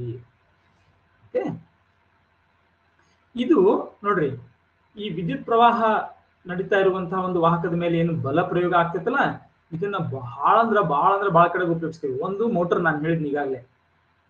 ಅಲ್ಲದೆ ಇದರ ರಿವರ್ಸ್ ಕ್ರಿಯೆಯನ್ನ ನಾವು ಜನರೇಟರ್ದಲ್ಲಿ ಉಪಯೋಗಿಸ್ತೀವಿ. ಇದ್ರದೇ ರಿವರ್ಸ್ ಕ್ರಿಯೆಯನ್ನು ಅಲ್ಲೇನ್ ಮಾಡ್ತೀವಿ, ಚಲನೆಯನ್ನು ನಾವು ಕೊಡ್ತೀವಿ, ಕಾಂತಕ್ಷೇತ್ರ ಇರ್ತೈತಿ, ವಿದ್ಯುತ್ ಪ್ರವಾಹ ಉಂಟಾಗ್ತೈತಿ. ನೋಡ್ರಿ ರಿವರ್ಸ್ ನಾವೇನ್ ಮಾಡ್ತೇವೆ, ಅಲ್ಲಿ ಕಾಂತಕ್ಷೇತ್ರ ಇರ್ತೈತಿ, ಅದ್ರೊಳಗೆ ನಾವೇನ್ ಮಾಡ್ತೀವಿ, ಚಲಿಸ್ತಾ ಇರುವಂತಹ ಒಂದು ವಾಹಕವನ್ನು ಇಡ್ತೀವಿ. ಅವಾಗ ಅದ್ರೊಳಗೆ ಆಟೋಮ್ಯಾಟಿಕಲಿ ಕರೆಂಟ್ ಜನರೇಟ್ ಆಗ್ತೈತೆ ಆ ವಾಹಕದೊಳಗೆ. ನೋಡ್ರಿ ಈ ರಿವರ್ಸ್ನು ಕ್ರಿಯೆ ಎಷ್ಟು ಚಂದ ಐತೆ ನೋಡ್ರಿ. ನಿಸರ್ಗದೊಳಗೆ ಹೆಂಗೈತೆ ನೋಡ್ರಿ ಕ್ರಿಯೆ. ಅಂತಕ್ಷೇತ್ರದಲ್ಲಿ ಒಂದು ವಾಹಕವನ್ನು ಇಟ್ಟು ಅದ್ರೊಳಗೆ ಕರೆಂಟ್ ಹರಿಸಿದ್ರೆ ಅದ್ರ ಮೇಲೆ ಏನಾಗ್ತೈತಿ, ಬಲ ಪ್ರಯೋಗವಾಗಿ ಅದು ಚಲಿಸ್ತೈತಿ. ಇದ್ರ ರಿವರ್ಸ್ ಕ್ರಿಯೆಯನ್ನು ಮಾಡ್ಬೋದು. ನಾವು ಏನ್ ಮಾಡ್ಬೋದು, ಕಾಂತಕ್ಷೇತ್ರದೊಳಗ ಸಿಂಪಲ್ ವಿದ್ಯುತ್ ಹರಿಸಂಗಿಲ್ಲ, ಏನಿಲ್ಲ, ಒಂದು ಸಿಂಪಲ್ ಒಂದು ಎಲೆಕ್ಟ್ರಿಕ್ ಒಂದು ಕಂಡಕ್ಟರ್ ಅನ್ನು ತಗೊಂಡು, ಒಂದು ಯಾವ್ದಾದ್ರು ಒಂದು ವೈರ್ ಅನ್ನು ತಗೊಂಡು ನಾನು ಅಳಗಾಡಿಸ್ಬಿಟ್ರೆ ಆ ವಾಹಕದೊಳಗ ಆ ವೈರ್ ಒಳಗೆ ಏನಾಗ್ತೈತಿ, ಆಟೋಮ್ಯಾಟಿಕಲಿ ಕರೆಂಟ್ ಜನರೇಟ್ ಆಗ್ತೈತಿ. ಇದು ನೋಡ್ರಿ ಎಷ್ಟು ಮ್ಯಾಜಿಕಲ್ ಐತಿ ನೋಡ್ರಿ. ಇದನ್ನ ಜನರೇಟರ್ ಒಳಗೆ ಉಪಯೋಗಿಸ್ತೀವಿ. ಧ್ವನಿವರ್ಧಕ ಯಂತ್ರಗಳಲ್ಲಿ ಅಂದ್ರೆ ಏನು, ಧ್ವನಿವರ್ಧಕ ಯಂತ್ರಗಳು ಅಂದ್ರೆ ಆಂಪ್ಲಿಫೈಯರ್ಸ್, ಸಣ್ಣ ಧ್ವನಿ ಮೈಕ್ರೋಫೋನ್ ಇಂದ ಜನರೇಟ್ ಆದಂತ ಧ್ವನಿಯನ್ನು ದೊಡ್ಡ ಲೌಡ್ ಸ್ಪೀಕರ್ ಒಳಗೆ ಹಚ್ತಾರಲ್ಲ, ಅಲ್ಲಿ ಉಪಯೋಗಿಸ್ತೀವಿ. ಮೈಕ್ನೊಳಗೆ ಉಪಯೋಗಿಸ್ತೀವಿ. ಇದನ್ನ ಬಹಳ ಕಡೆಗೆ ಈ ಪರಿಣಾಮಗಳನ್ನ ನಾವು ಉಪಯೋಗಿಸ್ತೀವಿ. ಎಲ್ಲ ಕಡೆ ಈ ಪ್ರಯೋಗ ಇರಲಿಲ್ಲ ಅಂದ್ರೆ ಇದಷ್ಟೇ ಅಲ್ಲ, ಅನೇಕ ಕಡೆಗೆ ನಾವು ಇದನ್ನ ಉಪಯೋಗಿಸ್ತೀವಿ. ಅಷ್ಟು ಅಲ್ಲದ ನಾನು ನಿಮ್ಗೆ ಹೇಳಿದ್ನಲ್ಲ, ಎಲ್ಲೇ ಒಂದ್ ಕಡೆ ಕರೆಂಟ್ ಹರಿಯಾಕತ್ತಿತ್ತು ಅಂತಂದ್ರ ಅದ್ರ ಸುತ್ತಲೂ ಏನಿರ್ತೈತಿ, ಒಂದು ಮ್ಯಾಗ್ನೆಟಿಕ್ ಫೀಲ್ಡ್ ಇರ್ತೈತಿ ಅಂತ ಹೇಳಿದ್ನಲ್ಲ. ಇದನ್ನ ಮೆಡಿಕಲ್ ಫೀಲ್ಡ್ದಾಗಂತೂ ಬಹಳಷ್ಟು ಬಳಸ್ತೇವೆ ಇದನ್ನ. ನೀವೆಲ್ಲರೂ ಕೇಳಿರ್ಬೋದು, MRI ಸ್ಕ್ಯಾನ್ ಮಾಡ್ಸಂದಾರ್ರಿ, ತಲೆಗೇನೋ ಪೆಟ್ಟು ಹತ್ತೈತಿ, ಯಾರಿಗೋ ಒಬ್ರಿಗೆ MRI ಸ್ಕ್ಯಾನ್ ಮಾಡ್ಸಂದಾರ್ರಿ ಅಂತ. ಏನ್ MRI ಸ್ಕ್ಯಾನ್ ಅಂದ್ರ, ಕೆಲವೊಬ್ಬರಿಗೆ ಪಾಪ ಗೊತ್ತೇ ಇರೋದಿಲ್ಲ, ಎಲ್ಲಾ ಸ್ಕ್ಯಾನಿಂಗ್ಗಳಿಗೆ ಒಂದ ಅಂತಾರು. ನೀವು ಅದನ್ನ ತಿಳ್ಕೊಬೇಕು. ಬೇರೆ ಬೇರೆ ತರದ ಸ್ಕ್ಯಾನಿಂಗ್ಗಳು, ಬೇರೆ ಬೇರೆ ತರದ ಫೋಟೋಗ್ರಫಿ, ಮೆಡಿಕಲ್ ಇಮೇಜಿಂಗ್ ಇರ್ತಾವ. ಎಕ್ಸ್ರೇ ಬೇರೆ, CT ಸ್ಕ್ಯಾನ್ ಬೇರೆ, ಕಂಪ್ಯೂಟೆಡ್ ಟೊಮೋಗ್ರಫಿ ಅಂತ ಕರೀತಾರೆ ಅದಕ್ಕೆ. MRI ಬೇರೆ, ಮ್ಯಾಗ್ನೆಟಿಕ್ ರೆಸೋನೆನ್ಸ್ ಇಮೇಜಿಂಗ್ ಅಂತ ಕರೀತಾರ. ಅವೆಲ್ಲದಕ್ಕೂ ಅದಕ್ಕೆ ತಗುಲುವಂತ ಖರ್ಚು ಬೇರೆ ಇರ್ತೈತಿ, ಅದು ಕೊಡುವಂತ ಮಾಹಿತಿನೂ ಬೇರೆ ಇರ್ತೈತಿ. ಬೇರೆ ಬೇರೆ ಸಿಚುವೇಶನ್ಸ್ ಅಲ್ಲಿ ಡಾಕ್ಟರ್ಸ್ ಬೇರೆ ಬೇರೆ ಹೇಳ್ತಾರೆ. ಪಾಪ ಕೆಲವರಿಗೆ ಗೊತ್ತೇ ಇರೋದಿಲ್ಲ, ಏನೋ ಸ್ಕ್ಯಾನಿಂಗ್ ಹೇಳಿದಾರ್ರಿ ಅಂತ ಅಂತಾರೆ. ನೀವೆಲ್ಲರೂ ಕಲ್ತವ್ರು ಹೌದಲ್ಲ, ಸೊ ಮನೆಯೊಳಗೆ ನೀವು ಹೆಲ್ಪ್ ಮಾಡ್ಬೇಕು ಅದಕ್ಕೆಲ್ಲದಕ್ಕೂ. ಇವ್ರು ಏನ್ ಹೇಳಿದಾರಪ್ಪ, ಎಕ್ಸ್ರೇ ಹೇಳಿದಾರು ಮನೆಯೊಳಗಾಗ್ಲಿ, ನಿಮ್ಮ ನೆರೆಹೊರೆಯವರಿಗಾಗ್ಲಿ ಏನಾದ್ರು ಗೊತ್ತಿದ್ದಾಗ ಅವ್ರಿಗೆ ಹೇಳಕ್ ಬರ್ಬೇಕು. ನೀವು ಇವ್ರು ಏನ್ ಹೇಳಿದಾರು, ಎಕ್ಸ್ರೇ ಹೇಳಿದಾರು. ಎಕ್ಸ್ರೇ ಏನ್ರಿ ಅಷ್ಟೇನು ಕಾಸ್ಟ್ಲಿ ಇರೋದಿಲ್ಲ, ಅಷ್ಟೇನು ಬಹಳ ತುಟ್ಟಿ ಇರೋದಿಲ್ಲ, ಮಾಡಿಸ್ಬೋದು ಅದು ಹೇಳಿದಾರ ಅಂದ್ರೆ ಡಾಕ್ಟರ್. ಅದೇ MRI ಸ್ಕ್ಯಾನ್ ಒಮ್ಮೊಂದ್ಸಲ ಹೇಳ್ತಾರೆ ಮಾಡಿಸ್ಲೇಬೇಕಾಗುವಂತ ಪರಿಸ್ಥಿತಿ ಬರ್ಬೋದು, ಆದ್ರೆ MRI ಸ್ಕ್ಯಾನ್ ತುಟ್ಟಿ ಇರ್ತೈತಿ. ಮ್ಯಾಗ್ನೆಟಿಕ್ ರೆಸೋನೆನ್ಸ್ ಇಮೇಜಿಂಗ್ ಬಹಳ ಅದು ಒಂದು ಸೊಫಿಸ್ಟಿಕೇಟೆಡ್ ಸಿಸ್ಟಮ್, ಅದು ಬಹಳ ಅಡ್ವಾನ್ಸ್ಡ್ ಟೆಕ್ನಾಲಜಿ ಅದರಲ್ಲಿ ಯೂಸ್ ಆಗಿರ್ತೈತಿ. ಅದಕ್ಕಾಗಿ ಖರ್ಚು ಭಾಳ ಇರ್ತೈತೆ ಆ ಮಷೀನ್ಗೆ. ಆ ಮಷಿನ್ ತರಬೇಕಾದ್ರೆ ಹಾಸ್ಪಿಟಲ್ನವರು ಬಹಳ ಖರ್ಚು ಮಾಡಿರ್ತಾರೆ. ಹಿಂಗಾಗಿ ಅವ್ರು ಏನ್ ಇಟ್ಟಿರ್ತಾರೆ, ಅದ್ರ ರೇಟ್ ಅನ್ನ ಹೆಚ್ಚಿಗೆ ಇಟ್ಟಿರ್ತಾರೆ. ಒಂದೊಂದ್ ಸಲ MRI ಸ್ಕ್ಯಾನ್ ಮಾಡಿಸ್ಬೇಕು. ಹೆಂಗ್ ವರ್ಕ್ ಆಕೈತಿ MRI ಸ್ಕ್ಯಾನ್ ಅಂದ್ರ ಬಹಳ ಫಿಸಿಕ್ಸ್ ಅದ್ರೊಳಗೆ ಐತಿ. ಏನ್ ಫಿಸಿಕ್ಸ್ ಐತಿ, ನಮ್ಮ ನರಮಂಡಲದಲ್ಲಿ ಸಣ್ಣದಾಗಿ ವಿದ್ಯುತ್ ಪ್ರವಾಹ ಇರ್ತೈತಿ. ಎಲ್ಲರಿಗೂ ಗೊತ್ತೈತಿ ನಿಮ್ಗೆ, ನ್ಯೂರಾನ್ಸ್ಗಳು ಒಳಗಡೆ ನಮ್ಮ ನರಮಂಡಲದಲ್ಲಿ ಒಂದಕ್ಕೊಂದು ಹೆಂಗ್ ಅವು ಸಂಪರ್ಕ ಸಾಧಿಸ್ತಾವ, ಒಂದಕ್ಕೊಂದು ಹೆಂಗ್ ಅವು ಮೆಸೇಜ್ ಅನ್ನ ಪಾಸ್ ಮಾಡ್ತಾವ, ಅಯಾನುಗಳ ಡೆನ್ಸಿಟಿಯಲ್ಲಿರುವಂತಹ ವ್ಯತ್ಯಾಸದಿಂದ ಒಂದು ಸಣ್ಣ ವೋಲ್ಟೇಜ್ ಡಿಫರೆನ್ಸ್ ಉಂಟಾಗ್ತೈತಿ, ಅಲ್ಲಿ ವಿಭವಾಂತರ ಉಂಟಾಗ್ತೈತಿ. ಆ ವಿಭವಾಂತರ ಉಂಟಾಗಿ ಒಂದು ಸಣ್ಣ ವಿದ್ಯುತ್ ಪ್ರವಾಹ, ವಿಧಿ ಸಣ್ಣದಿರ್ತೈತದು, ಅಷ್ಟಿಷ್ಟಲ್ಲ, ಬಹಳ ಕಡಿಮೆ ಇರ್ತೈತದು. ನಿಮ್ಗದು ಎಷ್ಟು ಕಡಿಮೆ ಇರ್ತೈತೆ ಅಂದ್ರೆ ಇಮ್ಯಾಜಿನ್ ಮಾಡಕ್ ಸಾಧ್ಯ ಇಲ್ಲ. ಅಷ್ಟು it will be in micro volts ಗಿಂತನೂ ಕಡಿಮೆ ಇರ್ತೈತದು. ಮೋಸ್ಟ್ಲಿ ನ್ಯಾನೋ ವೋಲ್ಟ್ಸ್ ಅಲ್ಲಿ ಇರ್ತೈತೋ ಏನೋ. ಅಷ್ಟು ಕಡಿಮೆ ಸಣ್ಣ ಪ್ರಮಾಣದ ಒಂದು ವಿದ್ಯುತ್ ಪ್ರವಾಹ, ವಿಭವಾಂತರ ಉಂಟಾಗ್ತೈತಿ. ಅಷ್ಟೇ ಸಣ್ಣ ಪ್ರಮಾಣದ ಒಂದು ಸಣ್ಣ ವಿದ್ಯುತ್ ಪ್ರವಾಹ ಅಲ್ಲಿ ಉಂಟಾಗ್ತೈತಿ. ಆದ್ರ ಆ ಸಣ್ಣ ಪ್ರಮಾಣದ ವಿದ್ಯುತ್ ಪ್ರವಾಹ ಇದ್ರೂ ಸಹಿತ ಅಲ್ಲಿ ಏನಾಕೈತಿ, ಒಂದು ಸಣ್ಣ ಪ್ರಮಾಣದ ಏನಾಕೈತಿ, ಕಾಂತಕ್ಷೇತ್ರ ಜನರೇಟ್ ಆಗ್ತೈತಿ. ಕಾಂತಕ್ಷೇತ್ರ ಜನರೇಟ್ ಆಗ್ತೈತಿ. ಸೊ ಆ ಕಾಂತಕ್ಷೇತ್ರ ಏನ್ ಜನರೇಟ್ ಆಕೈತಲ್ಲ, ಅವುಗಳನ್ನ ಮೆಜರ್ ಮಾಡೋದ್ರ ಮುಖಾಂತರ ನೋಡ್ರಿ, ಅದನ್ನ ಮೆಜರ್ ಮಾಡ್ಬೇಕಾದ್ರೆ ಹೆಂಗ್ ಬೇಕು, ಅಷ್ಟು ಸಣ್ಣ ಕಾಂತಕ್ಷೇತ್ರ, ಬಹಳ ಸಣ್ಣ ಕಾಂತಕ್ಷೇತ್ರ ಅದು. ಅದನ್ನ ಮೆಜರ್ ಮಾಡಿ ಒಳಗಡೆ ಏನಾಗೈತಿ, ಒಳಗಡೆ ಏನಾದ್ರೂ ನಿಮ್ಮ ನರಮಂಡಲದಲ್ಲಿ ಏನಾದ್ರೂ ಪ್ರಾಬ್ಲಮ್ ಆಗೈತೆ, ಡ್ಯಾಮೇಜ್ ಹೆಡ್ ಡ್ಯಾಮೇಜ್ ಆದಾಗ, ಯಾರಾದ್ರೂ ಬಿದ್ದು ಆಕ್ಸಿಡೆಂಟ್ ಆದಾಗ ಬ್ರೈನ್ ಅಲ್ಲಿ ಒಳಗಡೆ ಏನಾದ್ರೂ ಡ್ಯಾಮೇಜ್ ಆಗೈತೇನೋ ನರ್ವಸ್ ಸಿಸ್ಟಮ್ಗೆ ಪರ್ಮನೆಂಟ್ ಆಗಿ, ಅಥವಾ ಒಳಗಡೆ ಏನಾದ್ರೂ ಟ್ಯೂಮರ್ ಆಗೈತೇನೋ, ಗಂಟ್ ಆಗೈತೇನೋ, ಇವನ್ನೆಲ್ಲ ಹಚ್ಚಲಿಕ್ಕೆ ಎಕ್ಸ್ರೇ ಅವಾಗ ಹೆಲ್ಪ್ ಆಗೋದಿಲ್ಲ. ಅನೇಕ ಕಡೆಗೆ ಎಕ್ಸ್ರೇ ಕೆಲವೊಂದು ಕಡೆಗೆ ಅಷ್ಟೇ ಹೆಲ್ಪ್ ಆಗ್ತೈತಿ. ಎಲ್ಲ ಈಗ ನಿಮ್ಮ ಎಲುಬು ಮುರಿದೈತಿ ಅಂತಂದ್ರೆ ಎಕ್ಸ್ರೇ ಸಾಕು, ಎಲುಬು ಮುರಿದೈತೋ ಇಲ್ಲೋ ಅಂತ ಗುರುತಿಸಕ ಎಕ್ಸ್ರೇ ಸಾಕು. ಆದ್ರೆ ಉಳಿದ ಕಡೆಗೆ ಎಕ್ಸ್ರೇ ಯೂಸ್ ಆಗುದಿಲ್ಲ. ಅವಾಗ ಏನಾಗ್ತೈತಿ, MRI ದಂತ ಸ್ಕ್ಯಾನ್ ಗಳನ್ನ ಮಾಡ್ಬಿಡ್ತೈತಿ. ನೋಡ್ರಿ MRI ಎಷ್ಟು ಸೊಫಿಸ್ಟಿಕೇಟೆಡ್ ಅದು. ಒಳಗಡೆ ನರಮಂಡಲದಲ್ಲಿ ಹರಿತಾ ಇರುವಂತ ಅತ್ಯಂತ ಸಣ್ಣ ಪ್ರಮಾಣದ ವಿದ್ಯುತ್ತಿಂದ ಉಂಟಾದ ಕಾಂತಕ್ಷೇತ್ರವನ್ನ, ಅದರದ್ದು ಒಂದು ಇಮೇಜ್ ಅನ್ನ ಪಡ್ಕೊಂಡು, ಅದರ ಒಂದು ಫೋಟೋಗ್ರಫಿಯನ್ನ ಪಡ್ಕೊಂಡು ಹೆಂಗ್ ಕಾಂತಕ್ಷೇತ್ರ ಉಂಟಾಗೈತಿ ಅಂತ ಅದ್ರ ಮೇಲಿಂದ ಡಿಟೆಕ್ಟ್ ಮಾಡ್ತಾರೆ ಏನಾಗೈತಿ ಒಳಗಡೆ ಅಂತ. ಇದಕ್ಕೆ ನಾವು MRI ಸ್ಕ್ಯಾನ್ ಅಂತ, ಅಲ್ಲೂ ಸಹಿತ ಇದನ್ನೇ ಬಳಸ್ತೀವಿ. ಇಲ್ಲೊಂದು ಎಕ್ಸರ್ಸೈಸ್ ಕೊಟ್ಟಿದ್ದಾರೆ ನೋಡ್ರಿ. ಇಲ್ಲೇನ್ ಕೊಟ್ಟಿದ್ದಾರು, 13.14 ಕಡೆಗೆ ನೋಡ್ರಿ. ಕಾಂತಕ್ಷೇತ್ರ ಎಡದಿಂದ ಬಲಕ್ಕೈತಿ, ಎಲೆಕ್ಟ್ರಾನ್ ಅದಕ್ಕೆ ಲಂಬವಾಗಿ y ಅಕ್ಷ, ಇದು x ಅಕ್ಷ ಅಂತ ತಿಳ್ಕೊಳ್ಳಿ ಕಾಂತಕ್ಷೇತ್ರ. ಆಮೇಲೆ ಎಲೆಕ್ಟ್ರಾನ್ ಹೆಂಗ್ ಹರಿಯಾಕತೈತಿ, ಮ್ಯಾಲಿಂದ ಕೆಳಗೆ y ಅಕ್ಷದ ಗುಂಟ ಹರಿಯಾಕತೈತಿ, ಮ್ಯಾಲಿಂದ ಕೆಳಗಡೆ. ಈಗ ಬಲ ಯಾವ ದಿಕ್ಕಿಗೆ ಇರ್ತೈತಿ ನೋಡ್ರಿ. ನೀವೆಲ್ಲರೂ ನಿಮ್ಮ ಎಡಗೈ ನಿಯಮವನ್ನು ಉಪಯೋಗಿಸ್ಕೊಂಡು, ನಿಮ್ ಕೈ ಉಪಯೋಗಿಸ್ಕೊಂಡು ಮಾಡಿ. ನೆನಪಿರ್ಲಿ ಒಂದೇನು, ಎಲೆಕ್ಟ್ರಾನ್ ಯಾವ ದಿಕ್ಕಿಗೆ ಹರಿಯಾಕತ್ತಲ್ಲ ಅದ್ರ ವಿರುದ್ಧ ದಿಕ್ಕಿಗೆ ಕರೆಂಟ್ ಹರಿತಿರ್ತೈತಿ. ಅದು ನಮ್ಮ ಕನ್ವೆನ್ಷನ್. ಅದು ಯಾವ ದಿಕ್ಕಿಗೆ ಎಲೆಕ್ಟ್ರಾನ್ ಹರಿಯತ್ತಲ್ಲ ಅದರ ವಿರುದ್ಧ ದಿಕ್ಕನ್ನು ನಾವು ವಿದ್ಯುತ್ ಪ್ರವಾಹದ ದಿಕ್ಕನ್ನ ಅಂತ ತಗೋತೀವಿ. ಅಂದ್ರೆ ವಿದ್ಯುತ್ ಪ್ರವಾಹ ಕೆಳಗಡೆಯಿಂದ ಮೇಲಂತ. ಈಗ ಹೇಳ್ರಿ, ಪೇಜದಿಂದ ಹೊರಗ್ ಬರಾದೈತ್ರಿ, ಪುಟದಿಂದ ಹೊರಗರಿ. ಎಡಗೈ ನಿಯಮ 1. ಓಕೆ, ನಿಮ್ಮ ತೋರ್ ಬೆರಳು ಕಾಂತಕ್ಷೇತ್ರದ ದಿಕ್ಕಿಗಿರಬೇಕು, ಮಧ್ಯದ ಬೆರಳು ವಿದ್ಯುತ್ ಪ್ರವಾಹದ ದಿಕ್ಕಿಗಿರಬೇಕು. ವಿದ್ಯುತ್ ಪ್ರವಾಹದ ದಿಕ್ಕು ಅಂದ್ರೆ ಎಲೆಕ್ಟ್ರಾನ್ ವಿರುದ್ಧ ದಿಕ್ಕು. ಆವಾಗ ಹೆಬ್ಬೆರಳು ಎಲ್ಲೈತಿ ನೋಡ್ರಿ,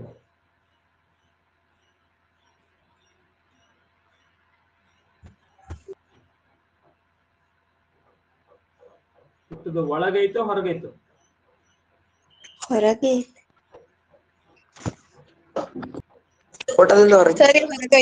ಓಕೆ, ಪುಟದ ಹೊರಗ ಅನ್ನಕತ್ತೀರಿ. ನೋಡೋಣ ಈಗ ನಿಮ್ಮ ತೋರ್ ಬೆರಳು ಹೆಂಗೈತಿ, ಬಲಕ್ ಹೊಳತೈತಿ, ಬಲಕ್ ಐತಿ, ಬಲಕ್ ಸಾರಿ ತೋರ್ ಬೆರಳು ಹೆಂಗೈತಿ, ಬಲಕ್ ಮುಗತೈತಲ್ಲೋ.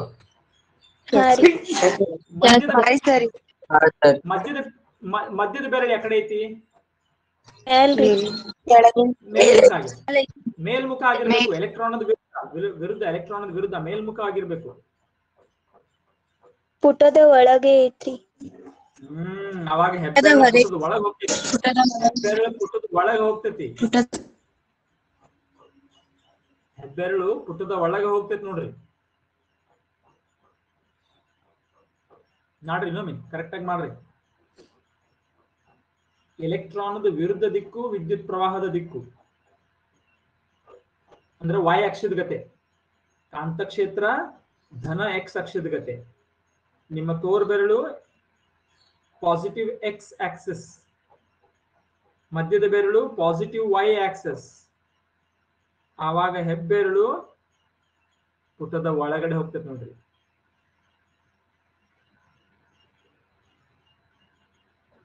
ಬಂತೆಲ್ಲರಿಗೂ? ಹಾ ರೀ. Yes sir. Yes sir. ಯಾಕೆ ಪುಟದ ಹೊರಗೆ ಹಾಕ್ತಿದ್ರಿ ಇಷ್ಟು ಮಟ್ಟ? ಎಲೆಕ್ಟ್ರಾನ್ ಕಡೆ ನಾವು ಬಟ್ ಮಾಡತ್ತಿದ್ವಿ. ಎಲೆಕ್ಟ್ರಾನ್ ಕಡೆಗಲ್ಲ, ವಿದ್ಯುತ್ ಪ್ರವಾಹದ ಕಡೆ. ಇವ್ರದ್ದೇನು ಆನ್ಸರ್ ಐತಿ ಇಲ್ಲೇ? ಪರಿಹಾರ. ಉತ್ತರವು ಡಿ ಆಗಿದೆ. ಡಿ ಅಂದ್ರೆ ಪುಟದ ಒಳಗೆ ಇರುತ್ತದೆ. ಇಲ್ಲಿ ಬರ್ತಾ ನೋಡ್ರಿ, ಇಲೆಕ್ಟ್ರಾನ್ಗಳ ಚಲನೆಯ ದಿಕ್ಕನ್ನು ವಿದ್ಯುತ್ ಪ್ರವಾಹದ ದಿಕ್ಕಿಗೆ ವಿರುದ್ಧವಾಗಿ ತೆಗೆದುಕೊಳ್ಳಲಾಗಿದೆ ಎಂಬುದನ್ನು ಚಲಿಸಿಕೊಳ್ಳಿ. ಅಲ್ಲ, ಎಲೆಕ್ಟ್ರಾನ್ಗಳ ದಿಕ್ಕನ್ನು ನಾವು ತಗೊಳ್ಳೋದಿಲ್ಲ. ವಿದ್ಯುತ್ ಪ್ರವಾಹದ ದಿಕ್ಕನ್ನು ಎಲೆಕ್ಟ್ರಾನ್ಗಳ ಚಲನೆಯ ದಿಕ್ಕಿಗೆ ವಿರುದ್ಧವಾಗಿ ತೆಗೆದುಕೊಳ್ಳುತ್ತೇವೆ ನಾವು ಕನ್ವೆನ್ಷನ್ ಅಲ್ಲಿ. ಎಲೆಕ್ಟ್ರಾನ್ಗಳ ಚಲನೆಯ ದಿಕ್ಕನ್ನು ವಿದ್ಯುತ್ ಪ್ರವಾಹದ ದಿಕ್ಕಿಗೆ ವಿರುದ್ಧವಾಗಿ ತೆಗೆದುಕೊಳ್ಳಲಾಗಿದೆ ಅನ್ನೋದಕ್ಕಿಂತ ವಿದ್ಯುತ್ ಪ್ರವಾಹದ ದಿಕ್ಕನ್ನು ಎಲೆಕ್ಟ್ರಾನ್ಗಳ ಚಲನೆಯ ದಿಕ್ಕಿಗೆ ವಿರುದ್ಧವಾಗಿ ನಾವು ತೆಗೆದುಕೊಂಡಿರ್ತೇವೆ. ಸ್ವಲ್ಪ ಗದ್ದಲ ಮಾಡ್ತಾರೆ ಇವರು ಕನ್ನಡದವರು, ಕನ್ನಡ ಟ್ರಾನ್ಸ್ಲೇಟ್ ಮಾಡ್ಬೇಕಾದ್ರೆ. ಅಥವಾ ಅದಕ್ಕೆ ವಿಷಯ ಜ್ಞಾನದ ಕೊರತೆನೂ ಇದೆ ಅಂತ ಅನಿಸ್ತೈತೆ ನಮ್ಗೆ. ಆದ್ದರಿಂದ ಬಲವು ಪುಟದ ಒಳಗೆ ನಿರ್ದೇಶಿತವಾಗಿರುತ್ತದೆ. ಕರೆಕ್ಟ್ ಉತ್ತರ ಕರೆಕ್ಟ್ ಐತೆ ಅವ್ರದ್ದು, ಎಲ್ಲ ಕರೆಕ್ಟ್ ಐತಿ. ಸ್ವಲ್ಪ ಬರೆಯೋದ್ರೊಳಗೆ ಗದ್ದಲ ಮಾಡ್ತಾರೆ ಅಷ್ಟೇ. ಯಾವ್ದು ಯಾವ್ದಕ್ಕೆ ಕಾರಣ ಅನ್ನೋದನ್ನ ತಿಳ್ಕೊಳ್ಳೋದು. ಎಲೆಕ್ಟ್ರಾನ್ಗಳ ಚಲನೆಯನ್ನು ನಾವು ತೆಗೆದುಕೊಳ್ಳೋದಿರೋದಿಲ್ಲ, ಎಲೆಕ್ಟ್ರಾನ್ಗಳ ಚಲನೆ ಇರ್ತೈತಿ, ಅದು ಒಂದು ಭೌತಿಕ ಪ್ರಕರಣ. ಅದು ವಿದ್ಯುತ್ ಪ್ರವಾಹದ ದಿಕ್ಕನ್ನು ನಾವು ತಗೊಳ್ತೇವೆ ಮನುಷ್ಯರು. ಈ ಕಡೆ ಹಿಂಗ್ ತಗೊಂಡು ಹಿಂಗಂತ ತಗೊಂಡು ಅಂತ. ವಿದ್ಯುತ್ ಪ್ರವಾಹದ ದಿಕ್ಕು ಒಂದು ನಮ್ಮ ಗಣಿತದ ಇದದು ಕೆಲಸ. ಅದು ನಾವು ಹಿಂಗಾರು ತಗೋಬಹುದು, ಹಿಂಗಾರು ತಗೋಬಹುದು. ಎಲೆಕ್ಟ್ರಾನ್ಗಳ ದಿಕ್ಕಿಗೆ ನಾವು ಬೇಡ, ನೆಗೆಟಿವ್ ಚಾರ್ಜ್ಗಳಿಗೆ ಹೊಂದ್ಕೊಂಡು ತಗೊಳ್ಳೋದು ಬೇಡ. ನಾವೇನ್ ತಗೊಳ್ಳೋಣ, ನೆಗೆಟಿವ್ ಚಾರ್ಜ್ಗಳಿಗೆ ವಿರುದ್ಧವಾಗಿ ವಿದ್ಯುತ್ ಪ್ರವಾಹದ ದಿಕ್ಕನ್ನು ಸೂಚಿಸೋಣ ಅಂತ ವಿಜ್ಞಾನಿಗಳು ಡಿಸೈಡ್ ಮಾಡಿದ್ದಾರೆ. ಎಲೆಕ್ಟ್ರಾನ್ಗಳು ಹೆಂಗ್ ಚಲಿಸ್ಬೇಕೋ ಹಂಗ್ ಚಲಿಸ್ತಿರ್ತಾವ. ವಿಜ್ಞಾನಿಗಳು ಏನ್ ಮಾಡಿದಾರಪ್ಪ ಅಂತಂದ್ರೆ, ಎಲೆಕ್ಟ್ರಾನ್ಗಳು ನೆಗೆಟಿವ್ ಚಾರ್ಜ್ಗಳಾಗಿರೋದ್ರಿಂದ ಅವುಗಳ ವಿರುದ್ಧವಾಗಿ ನಾವು ದಿಕ್ಕನ್ನು, ನಮ್ಮ ವಿದ್ಯುತ್ ಪ್ರವಾಹ ಐತಿ ಅಂತ ಅಂದುಕೊಳ್ಳೋಣ ಅಂತ ಅಂದಿದ್ದಾರೆ ಅಷ್ಟೇ. ಸೊ ಎಲೆಕ್ಟ್ರಾನ್ಗಳ ಚಲನೆಯನ್ನು ದಿಕ್ಕನ್ನು ವಿದ್ಯುತ್ ಪ್ರವಾಹದ ದಿಕ್ಕಿಗೆ ವಿರುದ್ಧವಾಗಿ ತೆಗೆದುಕೊಳ್ಳಲಾಗಿದೆ ಅಲ್ಲ, ವಿದ್ಯುತ್ ಪ್ರವಾಹದ ದಿಕ್ಕನ್ನು ಎಲೆಕ್ಟ್ರಾನ್ಗಳ ಚಲನೆಗೆ ವಿರುದ್ಧವಾಗಿ ವಿಜ್ಞಾನಿಗಳು ತೆಗೆದುಕೊಂಡಿರುತ್ತಾರೆ ಎಂಬುದನ್ನು ನೆನಪಿಸಿಕೊಳ್ಳಬೇಕು ಅಷ್ಟೇ. ಓಕೆ, ಎಲ್ಲ ಒಂದೇ. ನೀವು ಅನ್ಬೋದು ಏನ್ರಿ ಸರ್ ಅದು ಹಳೆ ಅಲ್ಲ ಮಗಳನ್ನ ಹಂಗೈತಂತ. ಆದ್ರೆ ಯಾವ್ದನ್ನ ನಾವು ಡಿಸೈಡ್ ಮಾಡಿದೀವಿ, ಯಾವ್ದನ್ನ ನೇಚರ್ ಡಿಸೈಡ್ ಮಾಡಿದ್ವಿ, ಅದ್ರ ಬಗ್ಗೆ ಸ್ವಲ್ಪ ನಾವು ಕರೆಕ್ಟ್ ಆಗಿ ಹೇಳ್ಬೇಕು. ಇಲ್ಲದೆ ಇದ್ರೆ ಅದು ವಿಜ್ಞಾನಿಗಳಾಗಿ ತಪ್ಪಾಗ್ತದೆ. ವಿಜ್ಞಾನಿಗಳಾಗಿ ನೀವು ಕರೆಕ್ಟ್ ಆಗಿ ವ್ಯಾಖ್ಯೆಗಳನ್ನ ಮಾಡಕ್ಕೆ ಕಲ್ಕೋಬೇಕು. ಅಷ್ಟೊಂದು ಕರೆಕ್ಟ್ ಆಗಿ ಆಗ್ತಾ ಇಲ್ಲ ನಿಮ್ಮ ಟೆಕ್ಸ್ಟ್ ಬುಕ್ ಅಲ್ಲಿ ವಾಕ್ಯಗಳು. ಓಕೆ, ಈಗ ಆಯ್ತು ನಿಮ್ಗೆಲ್ಲರಿಗೂ ಫ್ಲೆಮಿಂಗ್ನ ಎಡಗೈ ನಿಯಮ. ಇದು ಎಲ್ಲ MRI, ಮ್ಯಾಗ್ನೆಟಿಕ್ ರೆಸೋನೆನ್ಸ್ ಇಮೇಜಿಂಗ್ ನೋಡ್ರಿ, ಎಲ್ಲ ಚಲೋ ಚಲೋ ಟೆಕ್ಸ್ಟ್ ಬುಕ್ ಒಳಗೆ ಎಲ್ಲ ಐತಿ. ಓದ್ರಿ ಟೆಕ್ಸ್ಟ್ ಬುಕ್ ಅನ್ನ, ನೋಡ್ರಿ ಎಷ್ಟೆಲ್ಲ ಐತಿ ಇದ್ರೊಳಗೆ. ಕಾಳಿಕ ಕ್ಷೇತ್ರಗಳು ಅತ್ಯಂತ ದುರ್ಬಲವಾಗಿರುತ್ತವೆ ಮತ್ತು ಭೂಮಿಯ ಕಾಂತ ಕ್ಷೇತ್ರದ ಸುಮಾರು ಶತಕೋಟಿಗಳ ಒಂದು ಭಾಗದಷ್ಟು ಇರುತ್ತದೆ. ನೋಡ್ರಿ ಅಷ್ಟೊಂದು ಸ್ಮಾಲ್ ವೀಕ್ ಮ್ಯಾಗ್ನೆಟಿಕ್ ಫೀಲ್ಡ್ಸ್ ಇರ್ತವೆ. ದುರ್ಬಲವಾದ ವೀಕ್ ಮ್ಯಾಗ್ನೆಟಿಕ್ ಫೀಲ್ಡ್ಸ್ ಜನರೇಟ್ ಆಗ್ತವೆ, ಅದನ್ನು ಮೆಜರ್ ಮಾಡ್ತಾರೆ MRI ಒಳಗೆ. ಸೊ ಈಗ ನಾ ಏನ್ ಮಾಡ್ತೀನಿ, ಇದನ್ನ ಇನ್ನೊಂದು ಸ್ವಲ್ಪ ಸ್ಪಷ್ಟ ಮಾಡಕ್ಕೆ ಒಂದೆರಡು ಶಾರ್ಟ್ ವಿಡಿಯೋ ತೋರಿಸ್ತೀನಿ. ಅದಾದ್ಮೇಲೆ ನಾನು ಮೋಟರ್ದ್ ನೋಡೋಣ. ಮೋಟರ್ದ್ ಬಹಳ ಇಂಟ್ರೆಸ್ಟಿಂಗ್ ಐತಿ. ಮೋಟರ್ ಡಿಸೈನ್ ಅಂತೂ ಬಹಳ ಅಂದ್ರೆ ಬಹಳ ಇಂಟ್ರೆಸ್ಟಿಂಗ್ ಐತಿ. In this video, we're going to look at using Fleming's left-hand rule to help us remember how current, magnetic fields, and direction all go together. First, let's talk about the motor effect. A wire carrying a current creates a magnetic field. This can interact with other magnetic fields, causing a force that pushes the wire at right angles. This is called So current carrying conductor ಅಂತಂದ್ರೆ ವಿದ್ಯುತ್ ಪ್ರವಹಿಸ್ತಾ ಇರುವಂತಹ ಒಂದು ವಾಹಕ. ಅದ್ರ ಸುತ್ತಲೂ ಏನಾಗಿರ್ತೈತಿ, ಒಂದು magnetic field generate ಆಗಿರ್ತೈತಿ. ಅಲ್ಲಿ ತೋರಿಸಿದಾರಲ್ಲ ಆ ತರ ಕಾಯಿಲ್ ತರ ನಿಮ್ಗೆ ಹೇಳಿದೆ ನಾನು. ಅದ್ರ ದಿಕ್ಕನ್ನು ಯಾವ ನಿಯಮದಿಂದ ಕಂಡುಹಿಡ್ಕೊಂಡಿದ್ವಿ ನಾವು? ಒಂದು ವಾಹಕದ ಸುತ್ತಲೂ ಮ್ಯಾಗ್ನೆಟಿಕ್ ಫೀಲ್ಡ್ ಯಾವ ದಿಕ್ಕಿನೊಳಗಿರ್ತದೆ? ಬಲಗೈ ಹೆಬ್ಬೆರಳಿನ ನಿಯಮ. ಓಕೆ, ಅಲ್ಲಿ ಫ್ಲೆಮಿಂಗಿನ ಹೆಸರಿಲ್ಲ, ನೆನಪಿರ್ಲಿ. ಯಾಕಂದ್ರೆ ಇನ್ನೊಂದು ಬರ್ತೈತಿ, ಫ್ಲೆಮಿಂಗನ ಬಲಗೈ ನಿಯಮ ಒಂದು ಬರ್ತೈತಿ. ಈಗ ನೀವು ಫ್ಲೆಮಿಂಗನ ಎಡಗೈ ನಿಯಮ ನೋಡಿದ್ರಿ, ಇನ್ನೊಂದು ಬರ್ತೈತಿ ಫ್ಲೆಮಿಂಗನ ಬಲಗೈ ನಿಯಮ. ಆ ಬಲಗೈ ನಿಯಮ ಬೇರೆ, ಮೊದಲಿನ ಬಲಗೈ ಹೆಬ್ಬೆರಳಿನ ನಿಯಮ ಬೇರೆ. ಸೊ ಇಲ್ಲಿ ನಾವು ಮೊದಲಿನ ಫಸ್ಟ್ ಬೇಸಿಕ್ ಬಲಗೈ ಹೆಬ್ಬೆರಳಿನ ನಿಯಮದಿಂದ ಈ ಕಾಂತಕ್ಷೇತ್ರದ ದಿಕ್ಕನ್ನು ಕಂಡು ಹಿಡ್ಕೋಬಹುದಾಗಿತ್ತು. ಕರೆಂಟ್ ಹರಿತಾ ಇತ್ತಂದ್ರೆ ಅದ್ರ ಸುತ್ತಲೂ ಹೆಂಗಿರ್ತದೆ ಅಂತ. ಅದು ಇದ್ರ ಜೊತೆಗೆ ಇಂಟರಾಕ್ಟ್ ಆಗಿ ಇದು ಮೂವ್ ಆಗುತ್ತೆ. The motor effect. ಇದಕ್ಕೆ ಮೋಟರ್ ಇಫೆಕ್ಟ್ ಅಂತಾನು ಕರೀತಾರೆ. ಇದಕ್ಕೆ ಏನಂತ ಕರೀತಾರೆ? Motor effect. ಈ ಚಲನೆಗೆ So the south, the current going this way, and the force at right angles. We can use our left hand to help us remember what direction the wire is going to be pushed in. It's called Fleming's left-hand rule. With your left hand, spread out your thumb, first finger and second finger, so they are all at 90 degrees to one another. ನೋಡ್ರಿ, ಪ್ರತಿಯೊಂದು ಪರಸ್ಪರ ಲಂಬವಾಗಿರಬೇಕು. They are all at 90 degrees to one another. They are all at 90. ಈ ತರ ನೀವು English ವಿಡಿಯೋಗಳನ್ನ ಸ್ವಲ್ಪ ಅರ್ಥ ಮಾಡ್ಕೊಂಡು ಕಲ್ಕೋಬೇಕು. ನಿಮ್ PUC ಫಸ್ಟ್ ಇಯರ್ಗೆ ಸೆಕೆಂಡ್ ಇಯರ್ಗೆ ಇದ್ರ ಮೇಲೆ ನೀವು ಡಿಪೆಂಡ್ ಆಗ್ಬೇಕಾಗ್ತದೆ. ನಿಮ್ಮ ಟ್ಯಾಬ್ ಮತ್ತೆ ಈ ಒಳ್ಳೆ ಕ್ವಾಲಿಟಿ ಇಂಗ್ಲಿಷ್ ವಿಡಿಯೋಗಳನ್ನ ನಿಮ್ಗೆಲ್ಲ ಹೇಳ್ತೀನಿ ಆಮೇಲೆ ನಿಮ್ದು 10th ಮುಗಿದ ಮೇಲೆ. ಸೊ ಅದ್ರ ಮೇಲೆ ಡಿಪೆಂಡ್ ಆಗಿರ್ಬೇಕು. ಓಕೆ, 11th ನೀವು ಬಂದ್ಮೇಲೆ ನಾವು ಸ್ವಲ್ಪ ನಿಮ್ಗೆ ಸಹಾಯ ಮಾಡ್ತೀವಿ ಅಷ್ಟೇ, ಒಂದು ಹಂತಕ್ಕೆ. ಅದಾದ್ಮೇಲೆ ಬಹಳ ಒಳ್ಳೆ ಕ್ವಾಲಿಟಿ ವಿಡಿಯೋಗಳು ಅದಾವ. ಅದನ್ನ ನೀವು ನೋಡಿದ್ರೆ ನೀವು ಏನ್ ಬೇಕಾದ್ ಮಾಡ್ಬೋದು. NDA ಮಾಡ್ಬೋದು, ನೀಟ್ ಮಾಡ್ಬೋದು, JEE ಮಾಡ್ಬೋದು, ಎಲ್ಲಾ ಮಾಡ್ಬೋದು. ಆದ್ರೆ ಈ ರೀತಿ ಇಂಗ್ಲಿಷ್ ವಿಡಿಯೋಗಳನ್ನ ತಿಳ್ಕೊಳ್ಳೋದನ್ನ ಕಲ್ಕೋಬೇಕಷ್ಟೇ. Your first finger represents the direction of the magnetic field from north to south. So your finger is pointing to the south pole. Your second finger represents the direction of the electric current flowing from positive to negative. So your finger is pointing to the negative. Your thumb represents the direction of movement. Try to remember it this way: thumb, movement. Your first finger, magnetic field. Second finger, current. Let's try using Fleming's left-hand rule to answer a question. Pause the video and see if you can answer them. Okay, ಇಲ್ಲಿ ಅವ್ರೇನ್ ಕೇಳಕತ್ತಾರು, ವಿಡಿಯೋನ pass ಮಾಡಿ ಹೇಳ್ರಿ ಇಲ್ಲಿ ಯಾವ ಕಡೆ movement ಆಗ್ತದೆ ಅಂತ. ಇಲ್ಲಿ ಕರೆಂಟಿನ ಡೈರೆಕ್ಷನ್ ಅಲ್ಲಿ ಕೆಂಪನ್ನು ಒಂದ್ ಕಡೆ ದಂಡಿಗೆ ತೋರಿಸಿದಾರಲ್ಲ ಆ ಕಡೆ ಬರಾಕತ್ತೈತಿ. ಕರೆಂಟ್ ಒಳಗಡೆಯಿಂದ ಹೊರಗಡೆ ಬರಾಕತ್ತೈತಿ. ಆ ಕರಿದು ರಾಡ್ ಐತಿ, ಆಮೇಲೆ ಒಂದ್ ಕಡೆ ದಂಡಿಗೆ ರೆಡ್ ಕಲರ್ ತೋರ್ಸ್ಯಾರಲ್ಲ ಆ ಕಡೆಗೆ ಕರೆಂಟ್ ಬರಾಕತ್ತೈತಿ. ಅವ್ರು ಸರಿಯಾಗಿ ತೋರಿಸಿಲ್ಲ ಅದನ್ನ, ಬಟ್ ಆ ರೆಡ್ ಅದ್ ತೋರ್ಸ್ಬೇಕಾಗಿತ್ತು. ಆರೋ ಕೊಟ್ಟು ಆ ಕಡೆಗೆ ಬರಾಕತ್ತೈತಿ. ಈಗ ಏನಾಗ್ತೈತಿ ಹೇಳ್ರಿ, ನಿಮ್ಮ ಎಡಗೈ ನಿಯಮವನ್ನು ನೋಡಿ ಹೇಳ್ರಿ. ಮೇಲೆ ಮೇಲ್ ಚಲಿಸ್ತೀವಿ. Very good. ಮೇಲ್ ಚಲಿಸ್ತೀವಿ. For A, hold up your left hand in the current position. Magnetic field is going from north to south. The current is going in this direction, so the force is going up. For B, the current has changed direction, so you need to rotate your hand around. So that's how physics and nature go hand in hand. We literally use our left hand.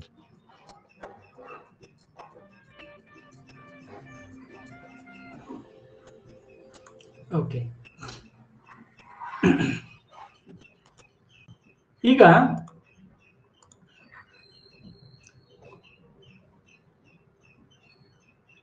Motor design ನೋಡೋಣ. ಹಂಗಾರ ready ಇದ್ದೀರಿ ಎಲ್ಲರೂ?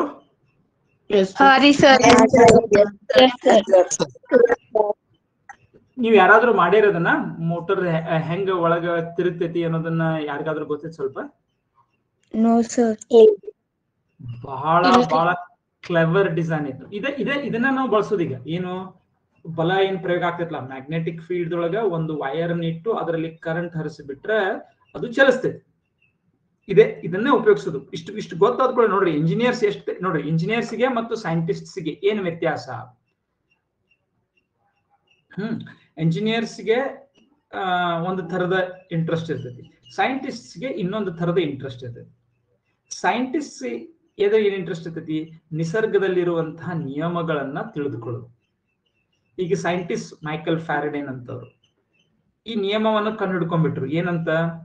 Current carrying conductor ನಾನು magnetic field ನಲ್ಲಿ ಇಟ್ಟುಬಿಟ್ರೆ ಅದ್ರ ಮೇಲೆ ಬಲ ಪ್ರಯೋಗ ಆಗ್ತದೆ ಅಂತ. ನೀವು ನೋಡಿದ್ರೆ ಅದ್ರದ್ದು ವಿಡಿಯೋ ನಾನು ಮೈಕಲ್ ಫ್ಯಾರಡೇನ್ ತೋರಿಸಿದ್ದೀನಿ ನಿಮಗೆ. ಬಲ ಪ್ರೇರಿತ ಅಷ್ಟಾದ ಕೂಡಲೇ ಅವ್ರದ್ದು ಮುಗೀತು. ಅದು ಬಲ ಯಾವ ದಿಕ್ಕಿನಲ್ಲಿ ಇರ್ತೈತಿ, ಎಷ್ಟು ಇರ್ತೈತಿ, ಅದನ್ನೆಲ್ಲ ಅವರು ಒಂದು ನಿಯಮದ ಮೂಲಕ, ಈಗ ಹೆಂಗ್ ನ್ಯೂಟನ್ ನಿಯಮಗಳನ್ನ ಮಾಡಿದಲ್ಲ ಹಂಗ ಫ್ಯಾರಡೇನ ನಿಯಮಗಳು ಅದಾವ, ಆ ತರ ನಿಯಮಗಳನ್ನ ಮಾಡಿ ಬಿಟ್ಟು ಬಿಡ್ತಾರ ಅವರು. ಆ ಎಲ್ಲಾ ನಿಯಮಗಳನ್ನ ಮಾಡಿ ಲೆಕ್ಕ ಮಾಡಕ್ ಬರುವಂಗ. ಆದ್ರ ಅದರಿಂದ ಮುಂದ ಮೋಟರ್ ತಯಾರ ಮಾಡಬಹುದಪ್ಪ ಅನ್ನೋದನ್ನ ವಿಜ್ಞಾನಿಗಳು ಹೇಳೋದಿಲ್ಲ. ಪಟ್ನ ಯಾರ ತಲೆ ಕೆಲಸ ಚಲೋ ಆಗ್ಬಿಡ್ತೈತೆ, ಅವಾಗ ಇಂಜಿನಿಯರ್ಗಳ ತಲೆ ಕೆಲಸ ಚಲೋ ಆಗ್ಬಿಡ್ತೈತಿ. ಅರೆ ಇದೊಂದು ಹೊಸ ಆವಿಷ್ಕಾರ ಆಯ್ತು, ಏನಪ್ಪಾ, ಕರೆಂಟ್ ಕ್ಯಾರಿಯಿಂಗ್ ಕಂಡಕ್ಟರ್ನ ನಾನು ಒಂದು ಮ್ಯಾಗ್ನೆಟಿಕ್ ಫೀಲ್ಡ್ ನಲ್ಲಿ ಇಟ್ಬಿಟ್ರೆ it will experience the force and it will start moving. So can I use it to create something like an automatic fan? ಮೊದಲೇನಿರ್ತಿತ್ತು, ಫ್ಯಾನ್ಗಳು ಇರ್ತಿರ್ಲಿಲ್ಲ, ರಾಜ ಮಹಾರಾಜ ಇರ್ಬೇಕಾಗಿತ್ತು ನೀವು. ಅವಾಗ ಏನಾಗ್ತಿತ್ತು, ಇಬ್ರಿಗೆ ಎಡಕ್ಕೊಬ್ಬ ಬಲಕ್ಕೊಬ್ಬರ ಇಟ್ಕೊಂಡು ಏನ್ ಮಾಡ್ತಿದ್ರು, ಏನ್ ಬೀಸ್ತಿದ್ರು, ಗಾಳಿ ಬೀಸ್ತಿದ್ರು. ಮತ್ತ ನಮ್ಮಂತ ಟೀಚರ್ಗಳು ಇಂಜಿನಿಯರ್ಗಳಿಗೆ ಯಾರು ಬೀಸೋರು, ಯಾರು ಬೀಸಂಗಿಲ್ಲ. ಅವಾಗ ರಾಜ ಮಹಾರಾಜ ಇದ್ರಷ್ಟೇ ಇಬ್ರು ಮನುಷ್ಯರು. ಈಗಿನ ಕಾಲದಾಗ ಇಬ್ರು ಮನುಷ್ಯರನ್ನ ಗಾಳಿ ಬೀಸಾಕಿಟ್ರೆ ಮುಗಿದು ಹೋಯ್ತು, ಮನಿ ಮಠ ಎಲ್ಲಾ ಮಾರ್ಬೇಕು. ಹೌದಲ್ಲ, ಇಬ್ಬಿಬ್ರಿಗೂ 20,000 ರೂಪಾಯಿ ಪಗಾರ ಕೊಟ್ಟು. ಸೊ ಸಾಧ್ಯ ಇಲ್ಲ. ರಾಜ ಮಹಾರಾಜನ ಕಡೆ ಎಲ್ಲಾ ಇರ್ತಿತ್ತು, ಬಂಗಾರ ಎಲ್ಲ, ರಾಜ್ಯದೆಲ್ಲ ಖಜಾನೆ ಅವ್ರ ಕಡೆನೇ ಇರ್ತಿತ್ತು, ಎಲ್ಲ ಪೂರ್ತಿ ಎಲ್ಲ ರಾಜ್ಯದ ಖನಿಜ ಸಂಪತ್ತು ಎಲ್ಲ ಇರ್ತಿತ್ತು. ಒಂದಿಬ್ಬರು ಮಂದಿನ ಹಚ್ತಿದ್ರು ಗಾಳಿ ಬೀಸಾಕಂತೇಳಿ. ಅವಾಗ ಏನಾಯ್ತು ನೋಡ್ರಿ, ಇಂಜಿನಿಯರ್ಗಳು ಯೋಚನೆ ಮಾಡಿದ್ರು, ಅರೆ ಈ ರಾಜನ ಕೆಲಸ ಬಹಳ ಈಸಿ ಮಾಡ್ಬಿಡ್ಬೋದು ನಾವು. ಸುಮ್ನ ಮನುಷ್ಯರನ್ನ ಇಡೋ ಬದ್ಲಿ ಏನ್ ಮಾಡ್ಬೋದು, ನಾನು ಸಹಿತ ರಾಜಾಗತೆ ಆಗ್ಬೋದು. ಏನ್ ಮಾಡ್ಬೋದು, ಎಲೆಕ್ಟ್ರಿಕ್ ಕರೆಂಟ್ ಐತಿ, ಎಲೆಕ್ಟ್ರಿಕ್ ಕರೆಂಟ್ಲಿ ನಾನು ಒಂದು ಬಟನ್ ಹೊಡೆದ್ನಿ ಅಂದ್ರೆ ತಿರ್ಗುವಂಗ ಏನಾದ್ರು ಮಾಡ್ಬಿಟ್ನಂದ್ರೆ ಫ್ಯಾನ್ ರೆಡಿ ಆಗ್ಬಿಡ್ತೈತಿ. ಅಷ್ಟು ಅಲ್ದ ನಾ ಏನ್ ಮಾಡ್ಬೋದು, ಎಲೆಕ್ಟ್ರಿಕ್ ಕರೆಂಟ್ ನಿಂದ ಗಾಡಿಯನ್ನ ಸಹಿತ ನಾನು ಒಂದು ದುಡ್ಬೋದು, ಚಕ್ರಗಳನ್ನ ತಿರುಗುವಂಗ್ ಮಾಡ್ಬೋದು, ಏನ್ ಬೇಕಾದೆಲ್ಲ ಮಾಡ್ಬೋದು. ಹೌದಿಲ್ಲ? ಸೊ ಇದನ್ನ ಯೋಚನೆ ಮಾಡಿದ ಚಲನೆ ಉಂಟಾಗ್ತೈತೆ ಅಂದ್ಕೊಳ್ಳಿ. ಬಟ್ ನೀವು ಹೆಂಗ್ ಮಾಡೋರು, ಈಗ ಚಲಿಸೋದು ಹೆಂಗೈತಿ, ಒಂದ್ ಕಡೆಗೆ ಕಡೆ ಚಲಿಸ್ತೈತಿ ಅದು ವಯರ್. ಅದು ನಾವು ತಿರುಗುವಂಗ್ ಹೆಂಗ್ ಮಾಡೋದು, ಈಗ ಫ್ಯಾನ್ ತಿರ್ಗಿಸೋಂಗ್ ಹೆಂಗ್ ಮಾಡೋದು, ತಿರುಗುವಂಗ್ ಹೆಂಗ್ ಮಾಡೋರು, ಸ್ವಲ್ಪ ಯೋಚನೆ ಮಾಡ್ರಿ. ಈ ಇಂಜಿನಿಯರ್ಗಳ ಜೊತೆ ಯೋಚನೆ ಮಾಡ್ಬೇಕಾಗ್ತದೆ ನೀವು. ಸೊ ನೀವು ಕಂಡ್ಕೋಬೇಕು, ನನಗೆ ಇಂಜಿನಿಯರಿಂಗ್ ಒಳಗೆ ಹೆಚ್ಚಿಗೆ ಇಂಟ್ರೆಸ್ಟ್ ಐತೋ ಏನು ವಿಜ್ಞಾನದೊಳಗೆ ಇಂಟ್ರೆಸ್ಟ್ ಐತೋ ಅಂತ. ಆ ಪ್ರಕಾರ ನಿಮ್ಮ ಕರಿಯರ್ ಅನ್ನು ನೀವು ಮಾಡ್ಕೋಬೇಕು. 10th ಆದ್ಮೇಲೆ 11th ಅಥವಾ 12th ಆದ್ಮೇಲೆ, 12th ಮಟ್ಟ ಅಂತೂ ಏನಿಲ್ಲ, 12ನೇ ಮಟ್ಟ ಏನಿಲ್ಲ. 12ನೇ ಆದ್ಮೇಲೆ ನಿಮಗೆ ಚಾಯ್ಸ್ ಐತಿ, ನೀವು ಪ್ಯೂರ್ ವಿಜ್ಞಾನದ ಕಡೆ ಹೋಗ್ಬೇಕು ಅಥವಾ ಇಂಜಿನಿಯರಿಂಗ್ ಕಡೆ. ಈ ತರ ಉಪಕರಣಗಳನ್ನ ತಯಾರು ಮಾಡಕ್ ನಿಮ್ಗೆ ಅದ್ರ ಬಗ್ಗೆ ಯೋಚನೆ ಮಾಡಕ್ ನಿಮ್ಗೆ ಇಂಟ್ರೆಸ್ಟ್ ಇತ್ತು, ಆ ಪ್ರಕಾರ ನೀವು ಐದರ್ ಇಂಜಿನಿಯರಿಂಗ್ ಕಡೆಗಾದ್ರೂ ಹೋಗ್ಬೋದು, ಇಲ್ಲ ಪ್ಯೂರ್ ಸೈನ್ಸ್, ಐಸರ್ಗಳು ಹೋಗಿ ಬಂದ್ರಲ್ಲ ನಿಮ್ಗೆ ಕೆಲವೊಬ್ರು, ಅವರು ಪ್ಯೂರ್ ಸೈನ್ಸ್ ಆ ಕಡೆ ಹೋಗ್ಬೇಕು, ವಿಜ್ಞಾನಿಗಳಾಗ್ಬೇಕು, ಇಂಜಿನಿಯರ್ಗಳಾಗ್ಬೇಕು, ನಿಮ್ಗೆ ಚಾಯ್ಸ್ ಅದು. ಆಮೇಲೆ ನಿಮ್ಮ ಒಬ್ಬೊಬ್ಬರಿಗೊಂದೊಂದು ಆಸಕ್ತಿ ಇರ್ತದೆ, ಇವೆಲ್ಲರಿಗೂ ಒಂದೇ ಇರ್ಬೇಕಂತಿಲ್ಲ. ಈಗ ನೀವು ಇಂಜಿನಿಯರ್ಗಳ ಜೊತೆ ಸ್ವಲ್ಪ ಯೋಚನೆ ಮಾಡ್ರಿ, ಈ ನಿಯಮವನ್ನು ಉಪಯೋಗಿಸ್ಕೊಂಡ ತಿರುಗೋದ್ ಹೆಂಗ್ ಮಾಡವ್ರ, ಜಲ್ದಿ ಐಡಿಯಾ ಬರುದಿಲ್ಲ ಇದು. ಅಷ್ಟು ಈಸಿ ಇಲ್ಲ. ಸೊ ಅದಕ್ಕೆ ಇದನ್ನ ಡೈರೆಕ್ಟ್ ಆಗಿ ನೋಡೋಣ. ಯಾರಿಗಾದ್ರು ಏನಾದ್ರು ಐಡಿಯಾ ಬಂತು ನೀನ್ ಮಾಡ್ಬೋದು ಅಂತ?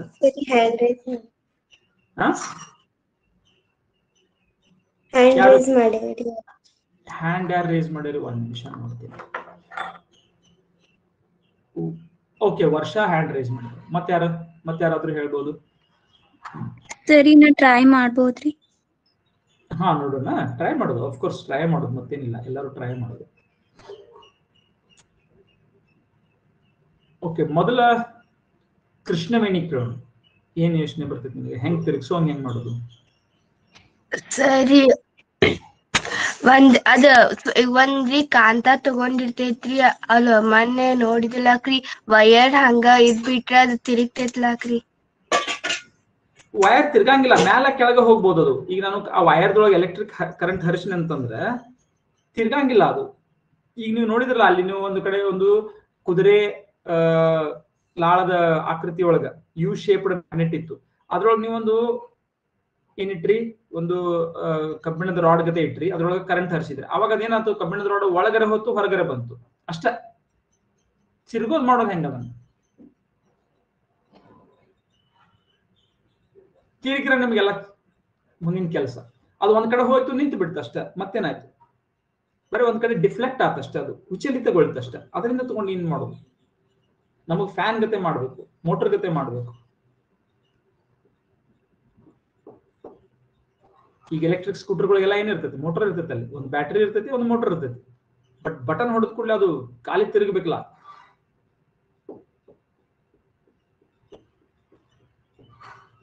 ಎಲೆಕ್ಟ್ರಾನ್ಗಳ ಪ್ರವಾಹ ನಡೆಯುತ್ತಲ್ಲ ಕರೆಂಟ್ ಅಂದ್ರೆ ನೋಡ್ರಿ ಎಲ್ಲಿಂದ ಎಲ್ಲಿ ಹೋಯ್ತು. ಬಟ್ ಬರೀ ಎಲೆಕ್ಟ್ರಾನ್ಗಳ ಪ್ರವಾಹದಿಂದ ಈ ತರ ಚಲನೆಯನ್ನು ಉಂಟು ಮಾಡಬಹುದು ಅಂತ ಮೊದಲು ಅನ್ಕೊಂಡೇ ಇರಲಿಲ್ಲ ಮಂದಿ. ಆದ್ರೆ ಈ ಪರಿಣಾಮ ಗೊತ್ತಾದ್ಮೇಲೆ, ಯಾವುದು ಮೋಟರ್ ಇಫೆಕ್ಟ್ ಅಂತ ಏನ್ ನೋಡಿದಿಲ್ಲ, ಆ ಮೋಟರ್ ಇಫೆಕ್ಟ್ ಗೊತ್ತಾದ್ಮೇಲೆ ಇದು ಮಾಡ್ಬೋದಪ್ಪ ಅನಿಸ್ತು. ಇಲ್ಲಿದ್ರೆ ಬರೀ ಎಲೆಕ್ಟ್ರಾನ್ಗಳ ಪ್ರವಾಹದಿಂದ ಚಲನೆಯನ್ನು ಪಡೆಯೋದು ಸಾಧ್ಯನೇ ಇರಲಿಲ್ಲ ಮೊದಲು. ಈ ಮೋಟರ್ ಇಫೆಕ್ಟ್ ಗೊತ್ತಾದ ಮೇಲೆ ಇದು ಸಾಧ್ಯ ಆಯ್ತು. ಮ್ಯಾಗ್ನೆಟ್ಗಳಿಂದ ಇದು ಸಾಧ್ಯ ಅಂತ ಗೊತ್ತಾಯ್ತು. ಮ್ಯಾಗ್ನೆಟ್ ಮತ್ತು ಕರೆಂಟ್ ಇವೆ ಎರಡೂ ಉಪಯೋಗಿಸಿದಾಗ ಸಾಧ್ಯ ಅಂತ ಗೊತ್ತಾಯ್ತು. ಖರೆ ಇದನ್ನ ಪಡೆಯೋದು ಹೆಂಗಿಂಗ ಚೆಕ್, ಒಂದು ರೊಟೇಷನಲ್ ಮೂವ್ಮೆಂಟ್ ಅನ್ನು ಹೆಂಗ್ ಪಡೆಯೋದು? ರೊಟೇಷನಲ್ ಮೂವ್ಮೆಂಟ್ ವರ್ಷ ಏನೈತಿ ಐಡಿಯಾ? ಸರಿ, ನಾವ್ ಕರೆಂಟ್ ನ ಪ್ರವಹಿಸುವಾಗ್ರಿ ಅಲ್ಲಿ ಮ್ಯಾಗ್ನೆಟಿಕ್ ಫೀಲ್ಡ್ ಆಕೈತಿ ಅಂದಿರಲ್ರಿ, ಅದು ರೌಂಡ್ ರೌಂಡ್ ಬರ್ತೈತ್ರಿ. ಮತ್ತ ಅಲ್ಲೇ ನಾವ್ ಮ್ಯಾಗ್ನೆಟ್ ಅದು ಏನಾರ ಇಟ್ಟರಿ ಅವ್ರ ತಿರುಗ್ಬೋದ್ ಅಂತ ಹೇಳತ್ತೀನಿ.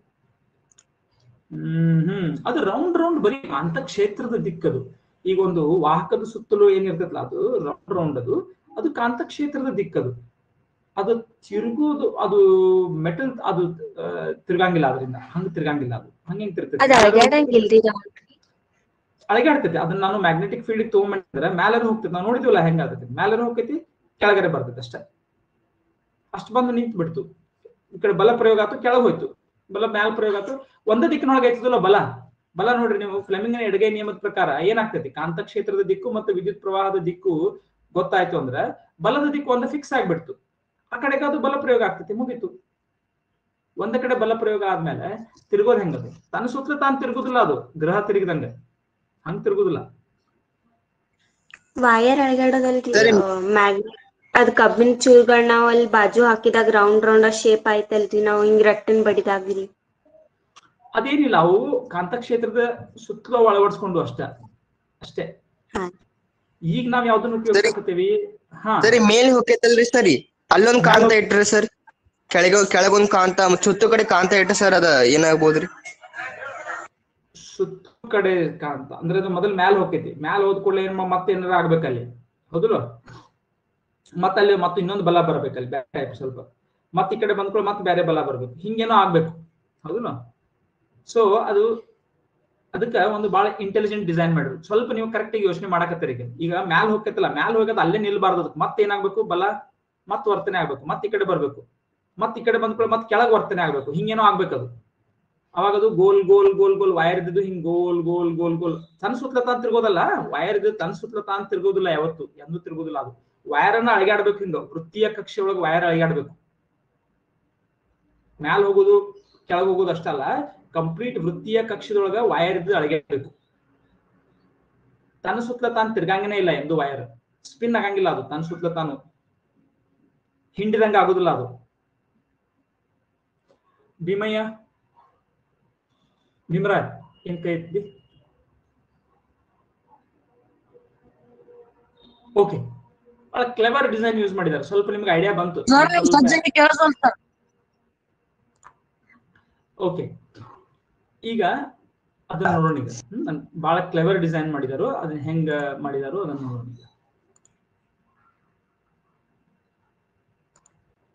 ಸ್ಕ್ರೀನ್ ಕಾಣಕತ್ತೈತಿ?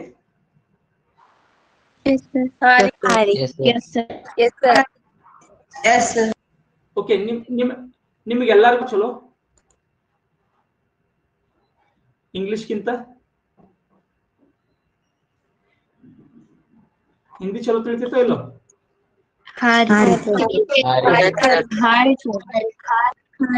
ಓಕೆ, ಈ ವಿಡಿಯೋ ಬಹಳ ಚಂದ ಮಾಡಿದಾರು ಖಾನ್ ಅಕಾಡೆಮಿದವರು. ಇಂಗ್ಲಿಷ್ ಒಳಗೈತಿ, ಹಿಂದಿ ಒಳಗೈತಿ. ಸೊ ನಾನು ಹಿಂದಿ ಒಳಗೆ ಪ್ಲೇ ಮಾಡ್ತೀನಿ.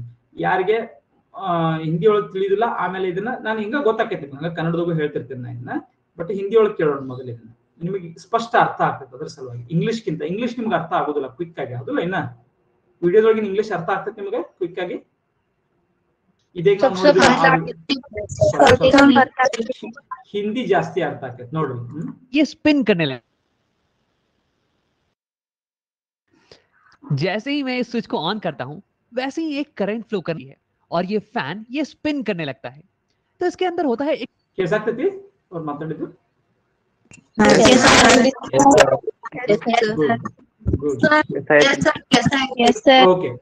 ओके,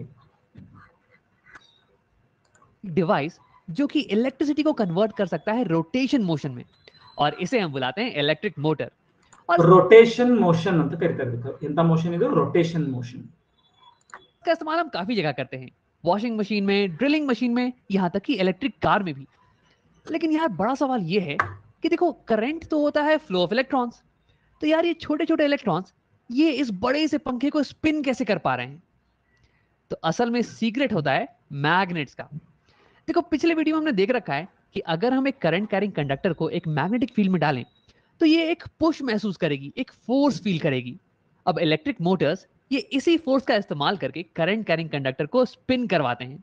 आओ देखते हैं कैसे। तो इसके लिए मैंने ले लिया है कुछ मैग्नेट्स को, जिनके कारण की होने वाला है मैग्नेटिक फील्ड, और अगर इसमें हम डालेंगे एक करंट कैरिंग वायर को तो वो एक फोर्स को एक्सपीरियंस करने वाला है। अब देखो वैसे इस केस में मैं एक सिंगल करंट कैरिंग वायर के बजाय एक रेक्टेंगुलर करंट कैरिंग लूप का इस्तेमाल करने वाला हूं, जो कि कुछ ऐसा दिखेगा रेक्टेंगल के शेप में। वैसे तो मैं किसी भी शेप का इस्तेमाल कर सकता था, लेकिन रेक्टेंगुलर लूप को समझना ये थोड़ा आसान पड़ जाता है। अब हाँ, वैसे तुम्हारे दिमाग में एक सवाल उठ रहा होगा कि राम, यहाँ पे एक सिंगल करंट कैरिंग वायर के बजाय तुमने रेक्टेंगुलर लूप का इस्तेमाल क्यों किया है? तो देखो ये तुम्हें क्लियर हो जाएगा थोड़े ही देर बाद, अभी के लिए तुम घबराना मत। और हाँ, यहाँ पे ये सर्किट कंप्लीट भी होना चाहिए था। यहाँ पे एक बैटरी होती पोटेंशियल डिफरेंस के लिए, और कुछ वायर्स होती जिससे करंट जाए और फिर करंट आए बैटरी में, लेकिन मैंने उसे दिखा नहीं रखा है, ये मैं तुम्हें बाद में दिखाने वाला हूँ। तो देखो इस रेक्टेंगुलर लूप की हर एक साइड ये एक करंट कैरिंग कंडक्टर की तरह बिहेव करेगी, जो कि मैग्नेटिक फील्ड में रखी हुई हो। जैसे कि ये वाली साइड को ले लो, ये करंट कैरी कर रही है और ये मैग्नेटिक फील्ड में है। सिमिलरली ये वाली भी मैग्नेटिक फील्ड में है और ये वाली साइड भी मैग्नेटिक फील्ड में है, यानी कि इन सब पे अलग अलग फोर्स लगने वाला है, और हो सकता है कि इसके कारण ये लूप ये रोटेट करना चालू कर दे। आओ देखते हैं। अब ये लूप कैसे मूव करेगा, ये पता लगाने के लिए तो मुझे हर साइड पे लगने वाले फोर्स की डायरेक्शन का पता लगाना पड़ेगा, और इसके लिए हम इस्तेमाल करने वाले हैं फ्लेमिंग के लेफ्ट हैंड रूल का, जो कि कहता है कि अपने लेफ्ट हैंड की तीनों उंगलियों को कुछ ऐसे खोलना कि ये एक दूसरे के परपेंडिकुलर हो। तो उसके बाद थंब तुम्हें फोर्स की डायरेक्शन परपेंडिकुलर ಅಂದ್ರೇನು? ಲಂಬವಾಗಿದಾವ, ಪರಸ್ಪರ ಲಂಬ बताएगी, एक फील्ड की डायरेक्शन बताएगी, और मिडिल फिंगर ये करंट की डायरेक्शन बताएगी, FBI। अब देखो हर साइड पे फोर्स की डायरेक्शन का पता लगाने के लिए मैं उंगलियों को करंट और मैग्नेटिक फील्ड के डायरेक्शन में अलाइन करने वाला हूं। तो अब ओके यही करते हैं, हर साइड पे लगने वाले फोर्स की डायरेक्शन का पता लगाते हैं। लेकिन इसके पहले कि मैं तुम्हें ये करके दिखाऊं, क्यों नहीं वीडियो को पॉज करो और खुद से एक बार ट्राई करो। हाँ, तो वीडियो को पॉज करो और खुद से ट्राई करो, खुद से ट्राई करो। अभी आप पिंक कलर ಏನೈತಲ್ಲ ಕಂಡಕ್ಟರ್, ಸೊ ಇದ್ರೊಳಗೆ ಏನದು 4 ಸೆಗ್ಮೆಂಟ್ಗಳು ಇದಾವೆ ಇದ್ರೊಳಗೆ, ಆಯತಾಕಾರದಿರೋದ್ರಿಂದ 4 ಬಾಹುಗಳಿದಾವೆ. 4 ಬಾಹುಗಳ ಮೇಲೆ ಯಾವ್ಯಾವ ತರ ಬಲ ಪ್ರಯೋಗ ಆಗ್ತೈತಿ ನೋಡೋಣ. ಈಗ ಮೊದಲಿಗೆ ನಾವು ಪಿಂಕ್ ಮೇಲೆ ಯಾವ ತರ ಬಲ ಪ್ರಯೋಗ ಆಗ್ತೈತಿ ನೋಡೋಣ. ಯಾಕಂದ್ರೆ ಪಿಂಕ್ ಏನೈತಿ ಅದು ಸಹಿತ ಕಾಂತಕ್ಷೇತ್ರಕ್ಕೆ ಲಂಬವಾಗೈತಿ, ಕಾಂತಕ್ಷೇತ್ರಕ್ಕೆ ಲಂಬವಾಗೈತಿ. ಓಕೆ, ಸೊ ಅದ್ರ ಬಗ್ಗೆ ನಿಮಗೆ ಗೊತ್ತೈತಿ ಏನಾಕೈತಿ ಅವಾಗ ಹೇಳಿ ನೋಡೋಣ, ಯಾವ ಕಡೆ ಬಲ ಪ್ರಯೋಗ ಆಗ್ತೈತಿ ಅದ್ರ ಮೇಲೆ.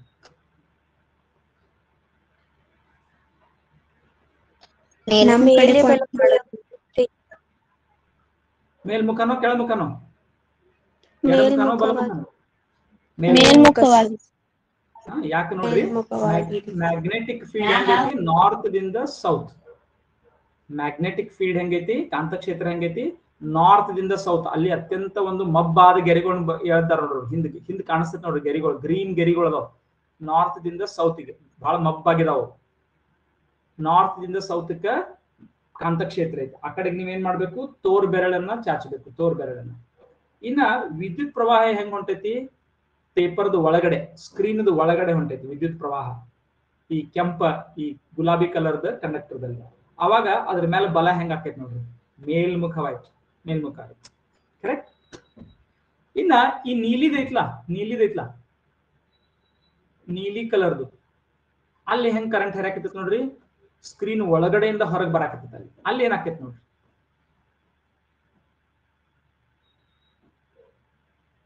ಅಲ್ಲಿ ಏನಾಕೈತಿ, ಆಬ್ವಿಯಸ್ಲಿ ಅದ್ರ ಉಲ್ಟಾ ಆಗ್ಬೇಕು ನೋಡ್ರಿ. ಆಕೈತನು ಕೆಳಗೆ ಕೆಳಮುಖವಾಗಿ ಹಾ ಐತಿ. ಹಾ ರೀ, ಅಡ್ಜಸ್ಟ್ ಮಾಡ್ಕೋರಿ ನಿಮ್ ಎಡಗೈನ ಬರೋಬ್ಬರಿ.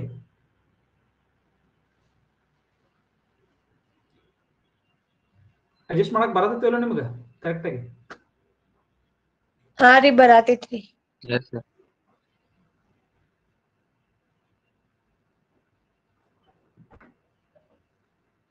ಅಡ್ಜಸ್ಟ್ ಮಾಡಕ್ ಬರತೈತಿ. ಸ್ವಲ್ಪ ಕೈ ತಿರುಗಿಸ್ತೈತಿದ್ರೊಳಗೆ, ಕೈ ತಿರುಗುತ್ತೈತಿದ್ರೊಳಗೆ. ತೋರ್ ಬೆರಳು ಕಾಂತಕ್ಷೇತ್ರದ ದಿಕ್ಕಿಗಿರಬೇಕು, ಎಡ ಕಡೆ ಮುಖ. ಮಧ್ಯದ ಬೆರಳು ಏನಾಗ್ಬೇಕು, ನಿಮ್ ಕಡೆಗೆ ಪಾಯಿಂಟ್ ಆಗ್ಬೇಕು, ನಿಮ್ ಕಡೆಗೆ ಪಾಯಿಂಟ್ ಆಗ್ಬೇಕು. ಇದನ್ನ ಮಾಡಾಕನ ನಿಮ್ ಕೈ ಒಂದ್ ಸ್ವಲ್ಪ ತಿರುಗ್ತೈತಿ ನೋಡ್ರಿ. ಯಾಕಂದ್ರೆ ತೋರ್ ಬೆರಳು ಎಡಕ್ ಪಾಯಿಂಟ್ ಆಗ್ಬೇಕು, ಬಲದಿಂದ ಎಡಕ್ ಹೋಗ್ಬೇಕು. ಮಧ್ಯದ ಬೆರಳು ನಿಮ್ ಕಡೆಗೆ ಪಾಯಿಂಟ್ ಆಗ್ಬೇಕು. ಸೊ ಇದಕ್ಕೆ ಒಂದ್ ಸ್ವಲ್ಪ ನೀವು ಕೈಯನ್ನ ಏನ್ ಮಾಡ್ಬೇಕಾಕೈತಿ, ಟ್ವಿಸ್ಟ್ ಮಾಡ್ಬೇಕಾಕೈತಿ ಎಡಗೈನ. ಅವಾಗ ಹೆಬ್ಬೆರಳು ನೋಡ್ರಿ ಕೆಳಗ್ ಹೋಗ್ತೈತಿ ನೋಡ್ರಿ. ಆಯ್ತು ಎಲ್ಲಾರ್ದು? ಸರಿ, ಒಣಸ್ಕೋಬೇಡ್ರಿ ಮತ್ತ ಸರ್ ಹೇಳಿದಾರ ಅಂತೇಳಿ ಕೈ ಎಲ್ಲ ಒಳದ್ ಬಿಡ್ತೀರಿ ಅಂತೇಳಿ ಮಾಡ್ರಿ. ನೋಡೋಣ ಎಲ್ಲಾರ್ದು ಆಯ್ತು? ಯಾರಿಗಾದ್ರೂ ಇಲ್ಲಿ ಇದು ಪ್ರಾಬ್ಲಮ್ ಆಗತ್ತೇನೋ, ಇದು ಪ್ರಾಬ್ಲಮ್ ಆಗತೈತಿ, ಇದನ್ನ ಕಂಡು ಹಿಡ್ಕೊಳಕ್ಕೆ ಯಾರಿಗಾದ್ರೂ ಕೈ ಎತ್ತಿರಿ ನೋಡೋಣ. ಯಾರಿಗಾದ್ರೂ ಇದು ಪ್ರಾಬ್ಲಮ್ ಆಗತ್ತಿತ್ತು ಅಂದ್ರೆ ನಾನು ವಿಡಿಯೋ ಆನ್ ಮಾಡಿ ತೋರಿಸ್ತೇನೆ. ನೀವೇ ಮಾಡ್ಬೇಕಾದದ್ದು ಇದು. ನೋಡೋಣ ಯಾರಿಗಾದ್ರೂ ಇದನ್ನ ದಿಕ್ಕನ್ನು ಕಂಡು ಹಿಡ್ಕೊಳಕ್ ಪ್ರಾಬ್ಲಮ್ ಆಗತ್ತೇನೋ, ಕೈ ಎತ್ತಿರಿ. ಸರಿ, ಹೆಬ್ಬೆರಳು ಮ್ಯಾಲಿನ ಕಡೆ ತೋರ್ಸದಿತ್ಲ ರೀ? ಇಲ್ಲ, ಕೆಳ ಮುಖ ಆಗ್ತೈತಿ ಈಗ ನೀಲಿದ್ರೊಳಗ. ಸರಿ ಇನ್ನೊಮ್ಮೆ ಹೇಳಿ ಸರಿ. ಆ ಮೂರು ಬೆರಳು ಒಂದೊಂದು ಬೆರಳು ಏನನ್ನ ಸೂಚಿಸ್ತದೆ ಇನ್ನೊಮ್ಮೆ ಹೇಳಿ ಸರ್. ಓಕೆ, ತೋರ್ ಬೆರಳು ಕಾಂತಕ್ಷೇತ್ರವನ್ನ ತೋರಿಸ್ತೈತಿ. ತೋರ್ ಬೆರಳು ಕಾಂತಕ್ಷೇತ್ರವನ್ನ ತೋರಿಸ್ತೈತಿ, ಹಂಗ ಇಟ್ಕೋಬೇಕು. ಮಧ್ಯದ ಬೆರಳು ಏನೈತಲ್ಲ ಅದು ವಿದ್ಯುತ್ ಪ್ರವಾಹದ ದಿಕ್ಕಿನ ಕಡೆಗೆ ಇಟ್ಕೋಬೇಕು. ತೋರ್ ಬೆರಳನ್ನ ಕಾಂತಕ್ಷೇತ್ರದ ದಿಕ್ಕಿನ ಕಡೆಗೆ, ಅಂದ್ರ ನಾರ್ತ್ ದಿಂದ ಸೌತ್ ಪೋಲ್ ಕಡೆ, ಸೌತ್ ನೀವು ಪಾಯಿಂಟ್ ಮಾಡ್ಬೇಕು, ದಕ್ಷಿಣ ಧ್ರುವಕ್ಕೆ ಪಾಯಿಂಟ್ ಮಾಡ್ಬೇಕು, ಹಂಗ ಇಟ್ಕೋಬೇಕು. ಯಾಕಂದ್ರೆ ಕಾಂತಕ್ಷೇತ್ರ ಯಾವತ್ತು ಉತ್ತರದ ಧ್ರುವದಿಂದ ದಕ್ಷಿಣ ಧ್ರುವಕ್ಕೆ ಇರ್ತೈತಿ. ಸರಿ, ಹೆಬ್ಬಾಳ್ರಿ ತಾತಲ್ರಿ ಅದ್ ಆಟೋಮೆಟಿಕಲಿ ಬರ್ತೈತಿ. ಹೆಬ್ಬಾಳ ನೀವ ತಗೋಬೇಡ್ರಿ, ಇವೆರಡನ್ ಕೆಲಸ ನೀವು ಮಾಡ್ಬೇಕು. ಏನು, ಕಾಂತಕ್ಷೇತ್ರದ ದಿಕ್ಕಿಗೆ ನಿಮ್ಮ ತೋರ್ ಬೆರಳಿರುವಂಗ್ ಮಾಡ್ಕೋಬೇಕು. ಆಮೇಲೆ ವಿದ್ಯುತ್ ಪ್ರವಾಹದ ದಿಕ್ಕಿಗೆ ನಿಮ್ಮ ಮಧ್ಯದ ಬೆರಳಿರುವಂಗ್ ಮಾಡ್ಕೋಬೇಕು. ಹೆಬ್ಬೆರಳನ್ನ ತಂತಾನ ಏನ್ ಹೋಗ್ತೈತದ, ಎಲ್ಲಿ ಹೋಗ್ಬೇಕು ಅಲ್ಲಿ ಹೋಗ್ತೈತದ. ಅದು ನಿಮ್ ಉತ್ತರ. ಅದು ಹೆಬ್ಬೆರಳು ಉತ್ತರ ಕೊಡ್ತೈತಿ ನಿಮ್ಗೆ ಯಾವ ಕಡೆ ಚಲನೆ ಉಂಟಾಗ್ತೈತಿ. ಮೂರನ್ನು ಅಡ್ಜಸ್ಟ್ ಮಾಡಕ್ ಹೋಗ್ಬೇಡ್ರ. ಮತ್ತ ಮೂರನ್ನು ಅಡ್ಜಸ್ಟ್ ಮಾಡೋದಿಲ್ಲ, ಎರಡನ್ನ ಮಾತ್ರ ಅಡ್ಜಸ್ಟ್ ಮಾಡ್ಕೊಳ್ಳೋದು. ಮೂರನೇದು ಆಟೋಮೆಟಿಕ್ ಆಕೈತಿ.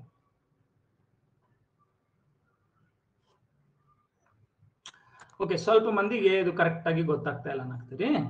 ಓಕೆ, ಇಷ್ಟನ್ ಇಲ್ಲಿ ಈ ಚಿತ್ರದೊಳಗೆ ನೋಡ್ರಿ, ಈ ವಿಡಿಯೋದೊಳಗೆ ನಿಮ್ಗೆ ಏನ್ ಕಾಣಕತ್ತೈತಿ, ಕಾಂತಕ್ಷೇತ್ರ ನಾರ್ತ್ ದಿಂದ ಸೌತಿಗೆ ಹೊಂಟೈತಿ, ಅಂದ್ರ ಬಲದಿಂದ ಎಡಕ್ ಹೊಂಟೈತಿ. ಅದು ಗೊತ್ತಾಯ್ತು ನಿಮ್ಗೆಲ್ಲರಿಗೂ?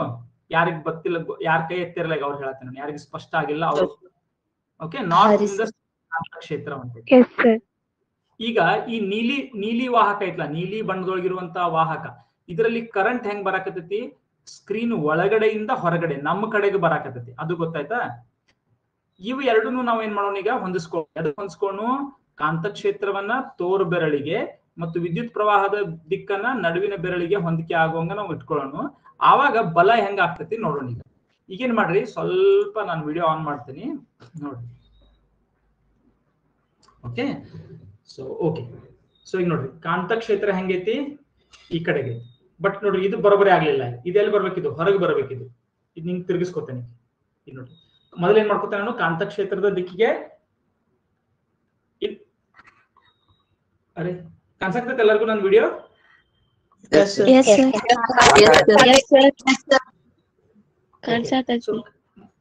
ಈಗ ನೋಡ್ರಿ, ಈಗ ಕಾಂತಕ್ಷೇತ್ರದ ದಿಕ್ಕಿಗೆ ನಾನು ತೋರ್ ಬೆರಳನ್ನು, ಇದು ನನ್ನ ತೋರ್ ಬೆರಳು, ಇದನ್ನ ಚಾಚಿದ್ನಿ.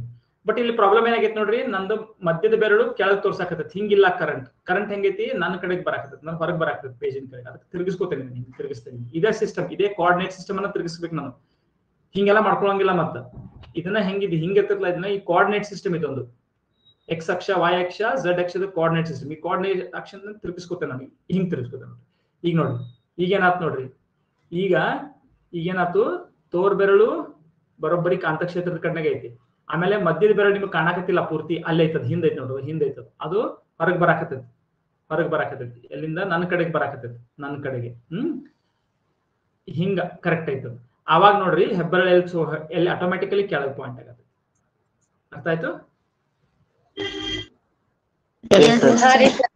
ಹಾ, ಅದೇ ಈ ಗುಲಾಬಿ ಕಲರ್ ಒಳಗೆ ಏನಾಗಿತ್ತು, ಕಾಂತಕ್ಷೇತ್ರ ಹಿಂಗ ಇತ್ತು. ಆಮೇಲೆ ಏನಾಗಿತ್ತು, ವಿದ್ಯುತ್ ಪ್ರವಾಹದ ದಿಕ್ಕು ಹೆಂಗಾಗಿತ್ತು, ಒಳಗ್ ಹೊಂಟಿತ್ತು. ಹೌದಲ್ಲ? ಹೆಂಗ್ ಹೊಂಟಿತ್ತು? ಒಳಗ್ ಹೊಂಟಿತ್ತು. ಈ ತರ ಕಾಂತಕ್ಷೇತ್ರದ ದಿಕ್ಕು ವಿದ್ಯುತ್ ಪ್ರವಾಹದ ದಿಕ್ಕು ಹೆಂಗಿತ್ತು, ಸ್ಕ್ರೀನ್ ಒಳಗಡೆ ಹೊಂಟಿತ್ತು. ಇಲ್ಲಿ ನೋಡ್ರಿ, ಅವಾಗ ಬಲ ಹೆಂಗಿತ್ತು ನೋಡ್ರಿ, ಬಲ ಹೆಂಗಿತ್ತು ಅವಾಗ, ಬಲ ಹೆಂಗಿತ್ತು, ಮೇಲ್ಮುಖವಾಗಿತ್ತು. ನೋಡ್ರಿ, ಇದು ತೋರ್ಬೆರಳು ಸ್ಕ್ರೀನ್ ಕಡೆ ಪಾಯಿಂಟ್ ಆಗತೈತಿ, ಸಾರಿ ಮಧ್ಯದ ಬೆರಳು ಸ್ಕ್ರೀನ್ ಕಡೆ ಪಾಯಿಂಟ್ ಆಗತೈತಿ, ತೋರ್ಬೆರಳು ಕಾಂತಕ್ಷೇತ್ರದ ಕಡೆಗೆ ಪಾಯಿಂಟ್ ಆಗತೈತಿ. ಅವಾಗ ಈ ಹೆಬ್ಬೆರಳು ಮೇಲ್ಮುಖ ಪಾಯಿಂಟ್ ಆಗತೈತಿ. ಸ್ವಲ್ಪ ಇದನ್ನ ನೀವು ಮತ್ತೆ ಮತ್ತೆ ಮಾಡಿ ನೋಡ್ಕೋಬೇಕು. ಓಕೆ, ಅವಾಗ ನಿಮಗೆ ಕರೆಕ್ಟ್ ಆಗ್ತದೆ. ಓಕೆ, ಸೊ ಈಗ ಏನ್ ಗೊತ್ತಾ ಹಂಗಾರ, ಗುಲಾಬಿ ಬಣ್ಣದ ಸೆಗ್ಮೆಂಟ್ ಏನಿಲ್ಲ, ಸೆಗ್ಮೆಂಟ್ ಅಂತ ಕರಿತಾನೆ ಅದಕ್ಕೆ. ಅಂದ್ರೆ ಏನು, ಬಾಹು, ಗುಲಾಬಿ ಬಾಹು ಇನ್ಮೇಲೆ ಹೆಂಗ ಆಗತೈತಿ ಬಲ, ಮೇಲ್ಮುಖವಾಗಿ. ಓಕೆ, ನೀಲಿ ಬಣ್ಣದ ಬಾಹು ಇನ್ಮೇಲೆ ಕೆಳಮುಖ ಆಗೈತಿ. ಓಕೆ, ಇನ್ನು ಆ ಕಡೆ ಈ ಕಡೆ ಅದಾವಲ್ಲ ಬಾಹುಗಳು ಎರಡು, ಆ ಕಡೆ ಈ ಕಡೆ ಆ ಹಳದಿ ಬಣ್ಣದೊಳಗಿನ ಬಾಹುಗಳು ಅದಾವಲ್ಲ, ಅದ್ರ ಮೇಲೆ ಒಂದ್ ನಿಮಿಷ, ಒಂದು ಫೋನ್ ಬರತೈತಿ, ಇಂಪಾರ್ಟೆಂಟ್ ತಗೋತೀನಿ. अब अगर तुमने ट्राई कर लिया तो आओ देखते हैं। सबसे पहले इस पिंक वायर पे लगने वाले फोर्स का पता लगाते हैं। तो देखो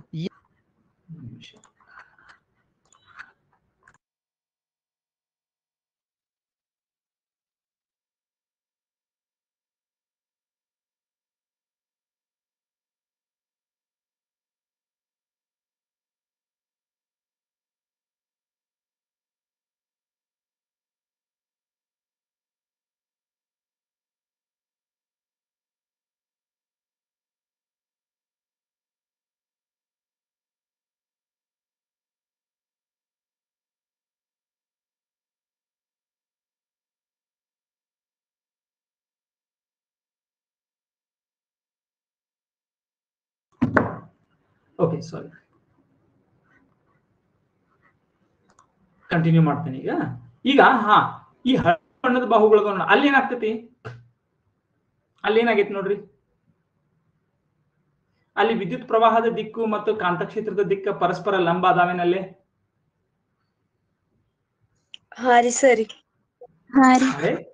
ಪರಸ್ಪರ ಲಂಬ ಅದಾವು ಕಾಂತಕ್ಷೇತ್ರ.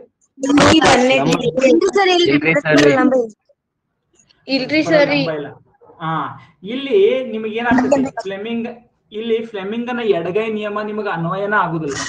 ಯಾಕ? ಫ್ಲೆಮಿಂಗನ ಎಡಗೈ ನಿಯಮ ನೀವು ಯಾವಾಗ ಬಳಸಬಹುದು?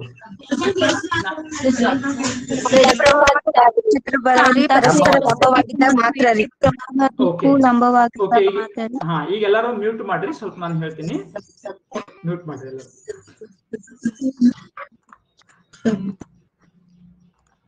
ನೋಡ್ರಿ, ಈ ಹಳದಿ ವೈರ್ಗಳನ್ನದಲ್ಲ, ಈ ಕಡೆ ದಂಡಿಗೆ ಮತ್ತು ಆ ಕಡೆ ದಂಡಿಗೆ ಎರಡು ಬಾಹುಗಳು ಅದಾವಲ್ಲ ಆಯತದ್ದು, ಇಲ್ಲಿ ನೀವು ಕರೆಂಟಿನ ದಿಕ್ಕನ್ನು ನೋಡಿದ್ರಿ ಅಂತಂದ್ರೆ ಅದು ಕಾಂತಕ್ಷೇತ್ರದ ದಿಕ್ಕಿನ ಕಡೆಗೆ ಅಥವಾ ಅದರ ವಿರುದ್ಧ ದಿಕ್ಕಿನ ಕಡೆಗೆ ಐತಿ.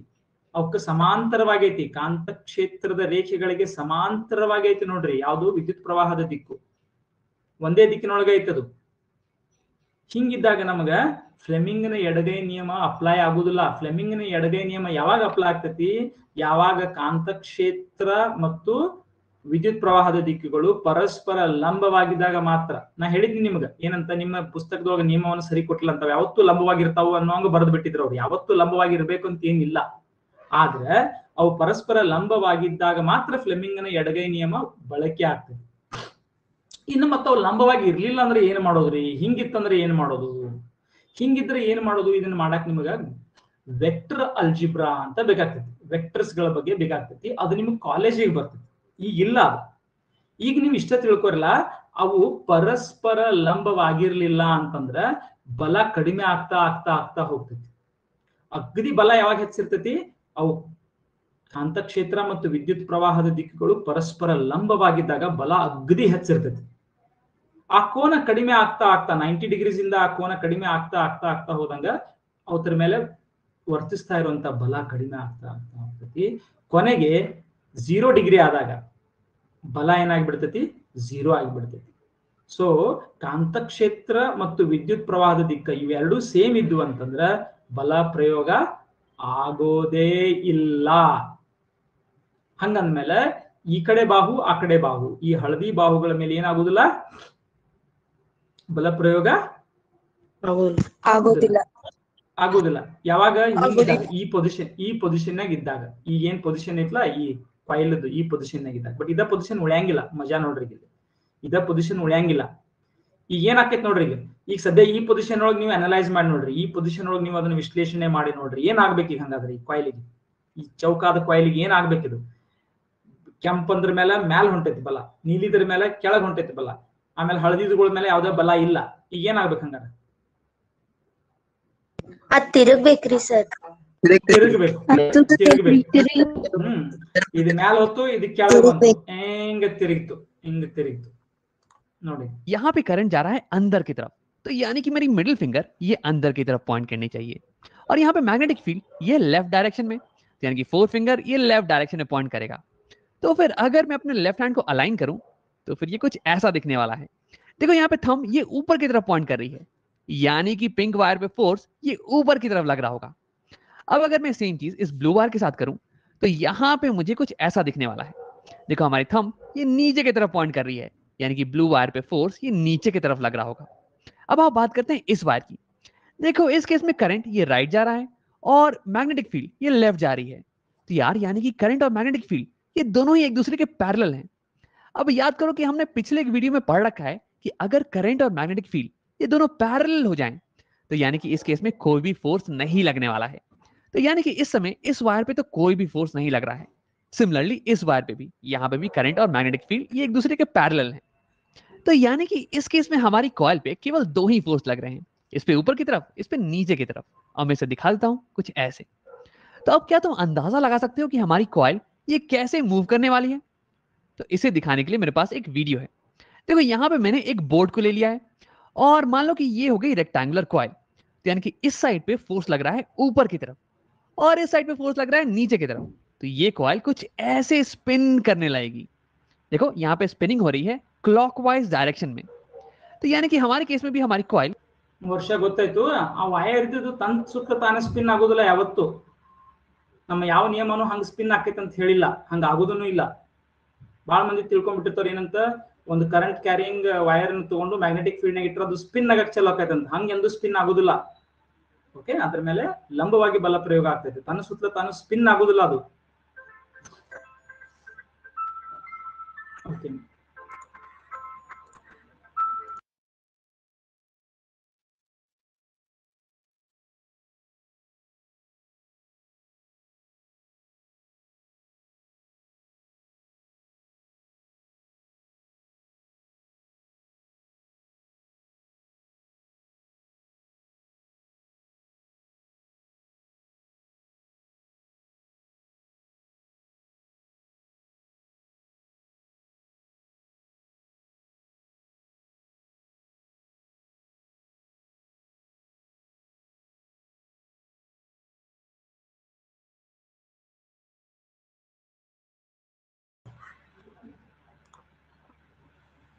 ಓಕೆ, ಪ್ರತಿಭಾ ಪೋಷಕದ ಸಿಲೆಕ್ಷನ್ ಟೆಸ್ಟ್ಗಳು ನಡೆದವ, ಅದಕ್ಕೆ ಸ್ವಲ್ಪ ನಂಗೆ ಕಾಲ್ಗಳು ಬರಾಕತ್ತಾವ. ಇವತ್ತಿನ ದಿವಸ ಬಹಳಷ್ಟು ಸಿಲೆಕ್ಷನ್ ಟೆಸ್ಟ್ಗಳಿಗೆ ಎಲ್ಲಾ ಕಡೆ ಸ್ಟಾರ್ಟ್ ಆಗಿ ಗೊತ್ತಾಗಿತ್ತಲ್ಲ ನಿಮ್ಗೆ?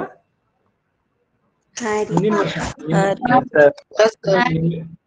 ಇನ್ನು ನಿಮ್ಮ ಜೂನಿಯರ್ ಬ್ಯಾಚ್, ನಿಮ್ಮ ನೆಕ್ಸ್ಟ್ ಬ್ಯಾಚ್ ಇದ್ದ ಹುಡುಗರು ಬರ್ತಾರೆ ಸ್ವಲ್ಪ ದಿವಸದಲ್ಲಿ.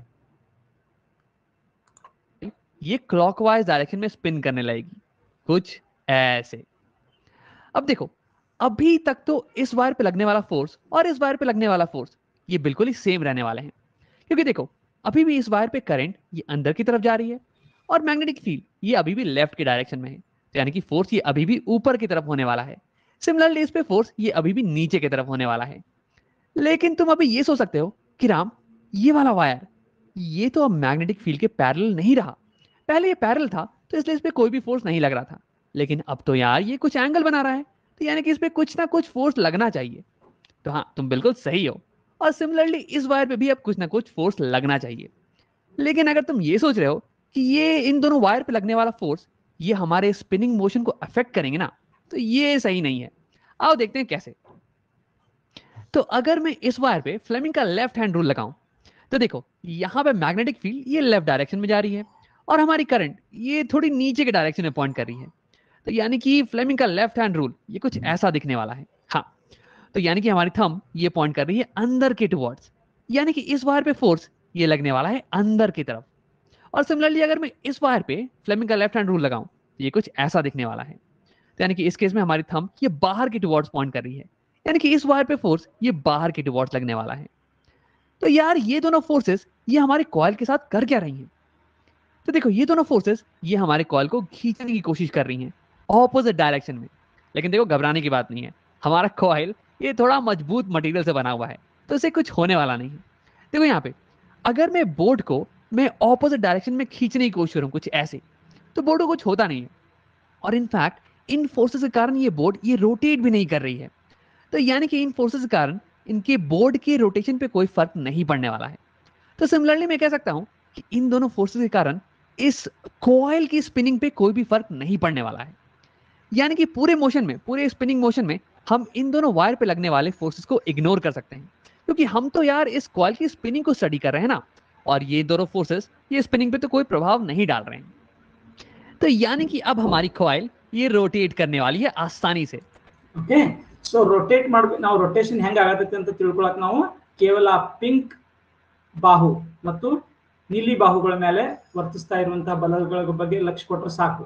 ಆ ಹಳದಿ ಬಾಹುಗಳ ಮೇಲೆ ವರ್ತಿಸ್ತಾ ಇರುವಂತಹ ಬಲ ಏನಿರ್ತೈತಲ್ಲ ಅದು ನಮ್ಮ ಈ ರೊಟೇಷನ್ಗೆ ಯಾವುದೇ ರೀತಿಯಾಗಿ ಪರಿಣಾಮವನ್ನ, ವ್ಯತಿರಿಕ್ತವಾದ ಪರಿಣಾಮವನ್ನ ಬೀರೋದಿಲ್ಲ.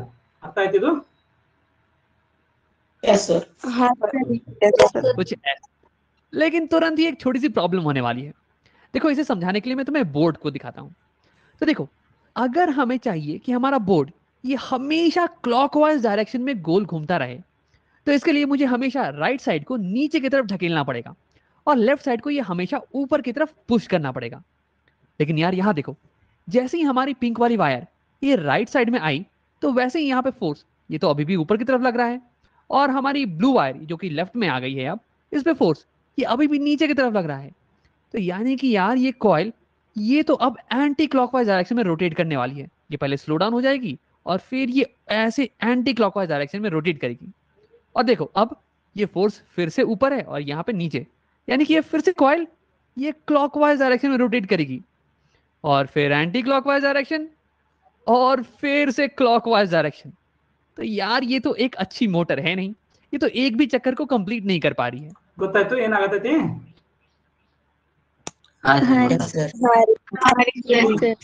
ಸೊ ಮೊದಲೇನಾಯ್ತು, ಸ್ವಲ್ಪ ಅರ್ಧ ಮಟ್ಟ ಕ್ಲಾಕ್ ವೈಸ್ ರೊಟೇಷನ್ ಆಯ್ತು, ಅರ್ಧ ಹೋದ್ಕೊಳ್ಳಿ ಏನಾಯ್ತು ಅಲ್ಲೇ ಮತ್ತದು ಕರೆಕ್ಟ್ ಆದ ಡೈರೆಕ್ಷನ್ ಇತ್ತು, ಮತ್ತೆ ಆಂಟಿ ಕ್ಲಾಕ್ ವೈಸ್, ಯಾಕಂದ್ರೆ ಮೇಲೆ ಐತಿ ಕಡೆ ಮತ್ತೆ ಈ ಕಡೆ ಕೆಳಗೆ ಐತಿ, ಮತ್ತೆ ಹಿಂಗ್ ಬಂತು, ಮತ್ತೆ ಹಿಂಗ್ ಬಂದ್ಕೊಳ್ಳಿ, ಇದು ಮೇಲೆ ಐತಿ ಕೆಳಗೆ ಐತಿ, ಮತ್ತೆ ಹಿಂಗ್ ಬಂತು, ಮತ್ತೆ ಹಿಂಗ್ ಬಂತು, ಹಂಗ ಹಿಂಗ ಹಿಂಗ ಹಿಂಗ ಮಾಡ್ಕೋತ ಕೂತದು. ಅದು ಮೋಟರ್ ಉಪಯೋಗ ಆಗೋದಿಲ್ಲ ನಮಗೆ ಹಂಗ. तो इसे कैसे ठीक किया जाए? ನಮ್ಮ ಮೋಟರ್ ಅಂದ್ರೆ ಕಂಟಿನ್ಯೂಸ್ ತಿರುಗಬೇಕು, ಅದು ಒಂದ ಕ್ಲಾಕ್ ವೈಸ್ ಒಳಗೆ ಅಥವಾ ಆಂಟಿ ಕ್ಲಾಕ್ ವೈಸ್ ಒಳಗೆ. तो देखो हमें चाहिए कि हमारा कॉइल ये हमेशा क्लॉकवाइज डायरेक्शन में चक्कर काटता रहे। तो यानी कि इसके लिए जब हमारी कॉइल इस पोजीशन पे आए, तो देखो इस वायर पे लगने वाला फोर्स इसकी डायरेक्शन को रिवर्स ಏನ್ ಆಗ್ಬೇಕು ಅವಾಗ? ಹಂಗಾದ್ರೆ ಈ ಕಡೆ ಬಂದ್ಕೊಳ್ಳಿ ಏನ್ ಆಗ್ಬೇಕು? ಹಂಗಾರೆ ನಾವು ಒಂದೇ ಹೋಗ್ಬೇಕಾದ್ರೆ ಏನ್ ಆಗ್ಬೇಕು? ಕರೆಂಟ್ ರಿವರ್ಸ್ ಆಗ್ಬೇಕು. ನೋಡ್ರಿ ಅದನ್ನ ಹೆಂಗ್ ಮಾಡೋದು? ಕರೆಂಟ್ ರಿವರ್ಸ್ ಹೆಂಗ್ ಮಾಡೋರು? ಅಲ್ಲಿ ಕುತ್ಕೊಂಡು ಬ್ಯಾಟ್ರಿ ಚೇಂಜ್ ಮಾಡ್ಕೊತ್ಕೊಂಡ್ರ ಒಮ್ಮೆ ಈ ಕಡೆ ಒಮ್ಮೆ ಈ ಕಡೆ ಒಮ್ಮೆ ಈ ಕಡೆ ಒಮ್ಮೆ ಈ ಕಡೆ ಒಮ್ಮೆ ಈ ಕಡೆ ಒಮ್ಮೆ ಈ ಕಡೆ ಕನೆಕ್ಟ್ ಮಾಡ್ಕೊತ್ಕೊಡವ್ರ? ಮಾಡಕ್ ಸಾಧ್ಯ ಇಲ್ಲ, ಬಹಳ ಫಾಸ್ಟ್ ಆಗ್ಬೇಕಿದು. ಮೋಟರ್ ಯಾವ ಸ್ಪೀಡ್ನಾಗ ತಿರುಗ್ತಾ ಗೊತ್ತೈತಿ? ಕೆಲವೊಂದು ಈಗ ಹಾರ್ಡ್ ಡಿಸ್ಕ್ ಇರ್ತೈತಿ, ನಿಮ್ ಕಂಪ್ಯೂಟರ್ನಾಗ ಹಾರ್ಡ್ ಡಿಸ್ಕ್ ಒಳಗೆ ಒಂದು ಮೋಟರ್ ಇರ್ತೈತಿ. ಆ ಮೋಟರ್ ಯಾವ ಸ್ಪೀಡ್ನಾಗ ತಿರುಗ್ತೈತಿ ಗೊತ್ತೈತಿ? 7600 RPM ಸ್ಪೀಡ್ನಾಗ ತಿರುಗ್ತೈತಿ. 7600 RPM. RPM ಅಂದ್ರೆ rotations per minute. Rotations per minute. ಎಷ್ಟು rotations per minute? 7600 rotations per minute. ಆ ಸ್ಪೀಡ್ನಾಗ ತಿರುಗ್ತೈತಿ. ಸೊ ಅಲ್ಲಿ ನೀವೇನ್ ಬ್ಯಾಟ್ರಿ ಒಮ್ಮೆ ಹಿಂಗ ಕೈಲಿ ಚೇಂಜ್ ಮಾಡ್ಕೊತ ಕೊಡಕ್ ಬರ್ತೈತಿ, ಅದ್ರ ಜೊತೆಗೆ ಸಾಧ್ಯ ಇಲ್ಲ.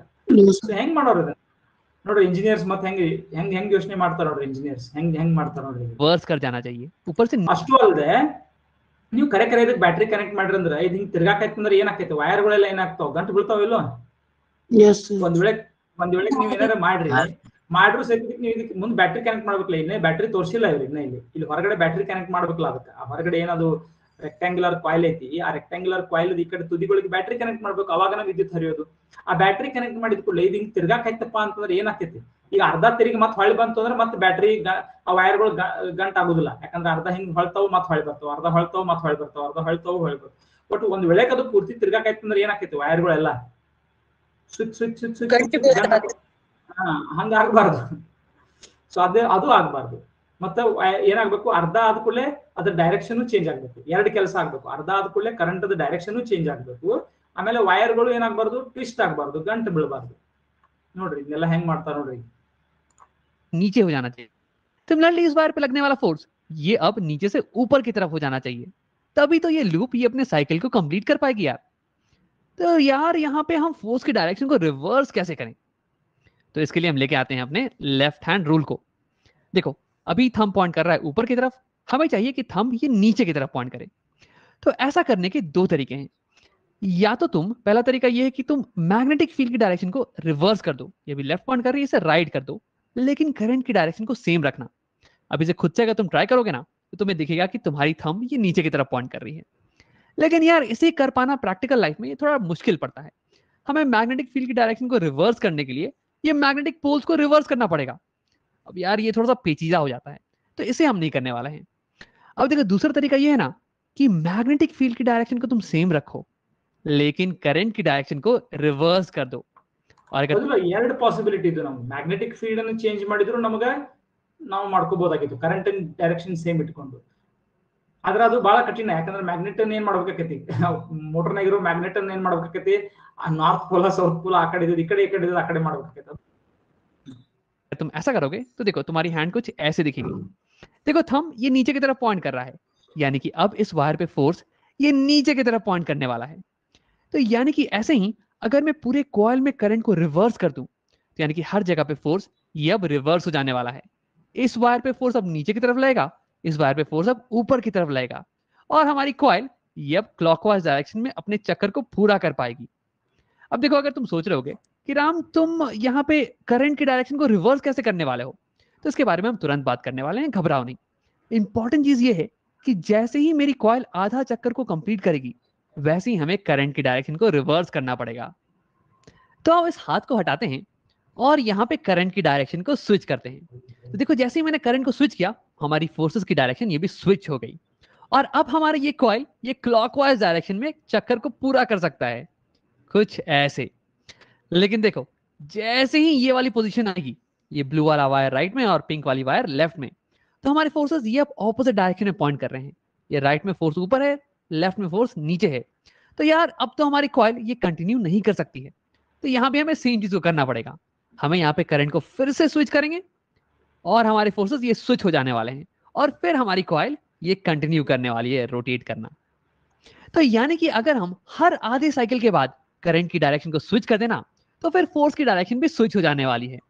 ಪ್ರತಿ ಅರ್ಧ ಸೈಕಲ್ಗೂ ಪ್ರತಿ ಅರ್ಧ ಅದು ರೊಟೇಷನ್ ಆದ್ಮೇಲೆ ನಾವು ಕರೆಂಟ್ ಡೈರೆಕ್ಷನ್ ಚೇಂಜ್ ಮಾಡಬೇಕು, ರಿವರ್ಸ್ ಮಾಡಬೇಕು. और हमारा ये लूप कंटिन्यूअसली रोटेट करता रहेगा क्लॉकवाइज डायरेक्शन में. तो यहाँ पे हमने इलेक्ट्रिसिटी को कन्वर्ट कर दिया है रोटेशन मोशन में. अब हाँ वैसे ही इस एनिमेशन में मैं हमेशा इसे पॉज कर दे रहा हूँ जब भी करंट स्विच कर रही है, ताकि तुम इसे क्लियरली देख पाओ, लेकिन असलियत में ये कंटिन्यूअसली होता रहता है. अब देखो एक आखिरी चीज, हम कैसे इस कॉइल को एक बैटरी से कनेक्ट करें ताकि इसमें हमेशा एक करंट फ्लो करता रहे, और हम ये कैसे हासिल करें कि हर आधे साइकिल के बाद इस कॉइल में करंट की डायरेक्शन ये स्विच कर जाएगी ताकि ये कंटिन्यूअसली क्लॉकवाइज डायरेक्शन में गोल घूमता रहे. तो इसके लिए मेरे पास यहाँ पे बैटरी और ये कनेक्टेड है कुछ वायर से. ನೋಡ್ರಿ ಹೆಂಗಿರ್ತೈತಿ ಇಂಜಿನಿಯರಿಂಗ್, ಎಷ್ಟು ಮಜಾ ಇರ್ತೈತಿ ನೋಡ್ರಿ. अब मैं ಬಹಳ ಇಂಟೆಲಿಜೆಂಟ್ ಟೆಕ್ನಿಕ್ ಯೂಸ್ ಮಾಡ್ತಾರೆ, ಬಾರಿ ಶಾಣೆ ಟೆಕ್ನಿಕ್ ಯೂಸ್ ಮಾಡ್ತಾರೆ ನೋಡ್ರಿ. इन वायर्स को डायरेक्टली ज्वाइन कर देने वाला हूँ अपने कॉइल से, कुछ ऐसे. अब जैसे ही ये कनेक्शन पूरा होगा वैसे ही कॉइल में करंट फ्लो करने लगेगी और ये कॉइल रोटेट करना चालू कर देगी. लेकिन देखो इस कॉइल के साथ साथ ये वायर्स ये भी रोटेट करने लगेंगे और ये उलझने लगेंगे, कुछ ऐसे. तो यार ये तो दिक्कत की बात हो गई, और हमारा कॉइल भी अब इस पोजीशन पे आ चुका है. ದಿಕ್ಕತ್ ಅಂದ್ರೆ ಪ್ರಾಬ್ಲಮ್. ಉಲಜ್ನೆ ಲಗ್ನ ಅಂದ್ರೆ ಗಂಟು ಬೀಳೋದು, ವೈರ್ಗಳು ಗಂಟು ಬೀಳ್ತಾವು, ಇದು ಪ್ರಾಬ್ಲಮ್ ಆಗುತ್ತೆ. हमें रिवर्स करना पड़ेगा. तो ये हम कैसे हासिल करें? तो देखो इसके लिए हम बैटरी को रिवर्स कर सकते हैं, या फिर हम इस कनेक्शन को रिवर्स कर सकते हैं. मैं इस वायर को यहाँ ज्वाइन कर दूंगा और इस वायर को यहाँ, ताकि करंट ऑपोजिट डायरेक्शन में फ्लो करे और फिर फोर्स की डायरेक्शन ये भी रिवर्स हो जाए, कुछ ऐसे. लेकिन देखो सवाल ये है कि यार ये चेंज इन कनेक्शन ये हम ऑटोमेटिकली कैसे करें ताकि ये खुद से होता रहे, खुद ब खुद, हमें कुछ करने की जरूरत नहीं पड़े. तो देखो इससे करने के लिए हमें एक नए डिवाइस का इस्तेमाल करना पड़ेगा, इसे हम बुलाते हैं कॉम्यूटेटर। तो ये हो गया कॉम्यूटेटर। इसमें होते हैं स्प्लिट रिंग्स, मतलब कि दो आधे मेटालिक रिंग्स जिनके बीच में की थोड़ा सा गैप हो, और ये ಎರಡು ಅರ್ಧ ವೃತ್ತಾಕಾರದ ರಿಂಗ್ಗಳು ಇರ್ತವೆ. ಈ ರಿಂಗ್ಗಳಲ್ಲಿ ನಿಮ್ಗೆ 2 ಡೈಮೆನ್ಷನ್ ಒಳಗೆ ಅಷ್ಟೇ ತೋರ್ಸಾಕತ್ತಾರ ಅವರು. ಅವ್ರ ನಡುಕ್ಕೆ ಏನೈತಿ ಗ್ಯಾಪ್ ಐತಿ. ಆಕ್ಚುಲಿ ಇದನ್ನ 3 ಡೈಮೆನ್ಷನ್ ನೋಡ್ರ ಹಂಸ್ ಇರ್ತಾವಲ್ಲ, ಹಂಸ್ ನೋಡಿದ್ರೆ ನೀವು ಕರಿ ಹಂಸದು ಹಾಕಿರ್ತಾರಲ್ಲ ಮ್ಯಾಲ ಮನಿ ಮೇಲೆ ಕರಿ ಹಂಸ, ಇವು ಕರಿ 2 ಹಂಸಗಳಿದ್ದಂಗೆ, ಇವು 2 ಹಂಸಗಳಿದ್ದಂಗೆ. ಅದ್ರ ನೀವು ಎದುರಿಗಿಂದ ನೋಡ್ತಾ ಇರೋದ್ರಿಂದ ಅದು ಬರೀ ಕೇವಲ ಅರ್ಧ ವೃತ್ತಾಕಾರದ ಗೆರಿಗಳ ಗತೆ ಕಾಣಕತ್ತಾವು. ಅದ್ರ 2 ಹಿಂಗ ಹಂಸಗಳ ಗತೆ ಇರ್ತಾವೆ, ಹಂಸಗಳ ಗತೆ ನೀವು ಕೈಯಿಂದ ಮಾಡಿ ನೋಡ್ಬೋದು, ಹಿಂಗ್ ಬೊಗಸಿ ಗತೆ ಮಾಡಿ ನೋಡ್ಬೋದು. ಆಮೇಲೆ ಅವು ಮೆಟಲ್ದು ಅದಾವು, ಮೆಟಲ್ದು ಅದಾವು. ಓಕೆ, यानी कि हमारा कॉइल अगर रोटेट करेगा तो ये उसके साथ साथ रोटेट करने वाले हैं। और फिर इसमें होते हैं ಹಾ. ಸೊ ಇವೇನದಾವ, ಈಗ ಈ ಹಂಸಗಳು ಏನದಲ್ಲ ಈ ಕಾಯಿಲ್ ಕನೆಕ್ಟೆಡ್ ಅದಾವ. ಈ ನಮ್ದೇನ ರೆಕ್ಟಾಂಗ್ಯುಲರ್ ಕಾಯಿಲ್ ಐತ್ಲ, ಆಯತಾಕಾರದ ಕಾಯಿಲ್ ಐತ್ಲ, ಅದಕ್ಕೆ ಫಿಕ್ಸ್ ಆಗಿ ಕನೆಕ್ಟೆಡ್ ಅದಾವ. ಅದಕ್ಕೆ ಫಿಕ್ಸ್ ಆಗಿ ಕನೆಕ್ಟೆಡ್ ಅದಾವ. ಅಂದೆಲ್ಲ ಏನಾಯ್ತು, ಆ ಕಾಯಿಲ್ ರೊಟೇಟ್ ಆದಂಗ ಈ ಹಂಸಗಳು ಸೈತಿ ಇವು ರೊಟೇಟ್ ಆಗ್ತವೆ. ಗುಲಾಬಿ ಮತ್ತು ನೀಲಿ ಹಂಸಗಳು ಅದಾವಲ್ಲ ಅವು ರೊಟೇಟ್ ಆಗ್ತಾವೆ. दो कार्बन ब्रशेस जो कि कनेक्टेड होते हैं वायर से और फिर हमारी बैटरी से। अब देखो ये कार्बन ब्रशेस और स्प्लिट रिंग्स, ಇಲ್ಲಿ ಏನದಲ್ಲ ಇವೆರಡು ಕಾರ್ಬನ್ ಬ್ರಷ್ ಅಂತ ಕರೆಯಕತ್ತಾರಲ್ಲ, ಕಾರ್ಬನ್ ಬ್ರಷ್ಗಳು. ಇವಕ್ಕೆ ಬ್ರಷ್ ಅಂದ್ರೆ ಏನಂತಪ್ಪ ಅಂದ್ರ ಆ ಬಳಿಗಳಿಗೆ, ಅವ್ 2 ಬಳಿಗಳಿಗೆ, ಹಂಸ ಅಥವಾ ಬಳಿ ಅಂದ್ರಿ, ಅವಕ್ಕ ಟಚ್ ಒಳಗಿರ್ತಾವ. ಅಂದ್ರೆ ಇವು ವಿದ್ಯುತ್ತನ್ನ ಅದಕ್ಕ ಹರ್ಸಾಕ ಅಲೋ ಮಾಡ್ತಾವ. ಆದ್ರ ಅದಕ್ಕೆ ಅಂಟ್ಕೊಂಡಿಲ್ಲ ಅವು ಅದ್ರ ಮೇಲೆ ಜಾರ್ತಾವ. ಜಾರೋದಂದ್ರೆ ಹೆಂಗ ನಿಮ್ಗೆ ಹೇಳ್ಬೇಕಂದ್ರೆ ಅದಕ್ಕೆ ಬ್ರಷ್ ಅಂತ ಕರಿತಾರ. ಬ್ರಷ್ ಅಂದ್ರೆ ಅದಕ್ಕೆ ಹತ್ಕೊಂಡಿರ್ತಾವ, ಖರೆ ಅದ್ರ ಮೇಲೆ ಅದಕ್ಕೆ ಫಿಕ್ಸ್ ಇಲ್ಲ, ಅವು ಅದಕ್ಕೆ ವೆಲ್ಡಿಂಗ್ ಮಾಡಿಲ್ಲ, ಅದನ್ನ ಸೋಲ್ಡರಿಂಗ್ ಮಾಡಿಲ್ಲ, ಅದಕ್ಕೆ ಅದ್ರ ಮೇಲೆ ಹಂಗ ಜಾರ್ತಾವ, ಹಂಗದಾವ. ओके, ये आपस में कनेक्टेड नहीं होते हैं बल्कि ये एक दूसरे को टच कर रहे होते हैं। जैसे कि देखो यहाँ पे ये ब्रश इस रिंग को टच कर रहा है।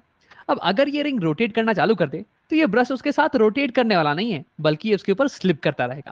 ಈಗ ಅದು ಬಳಿ ತಿರ್ಗಾಕೈತೆ ಅಂದ್ರೆ ಆ ಬ್ರಷ್ ಏನಾಕೈತಿ, ಬರೀ ಸ್ಲಿಪ್ ಆಕೈತೆ, ಅದ್ರ ಮೇಲೆ ಟಚ್ ಒಳಗೆ ಇರ್ತೈತಿ, ಕರೆ ಸ್ಲಿಪ್ ಆಗ್ತಾ ಇರ್ತೈತಿ ಹಂಗೆ.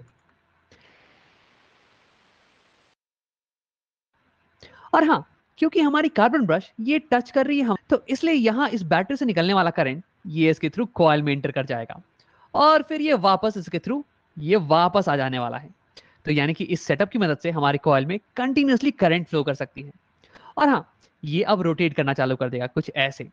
और इस सेटअप की मदद से देखो ये कार्बन ब्रश ये कनेक्टेड नहीं है ना स्प्लिट रिंग से, ये बस टच कर रही है।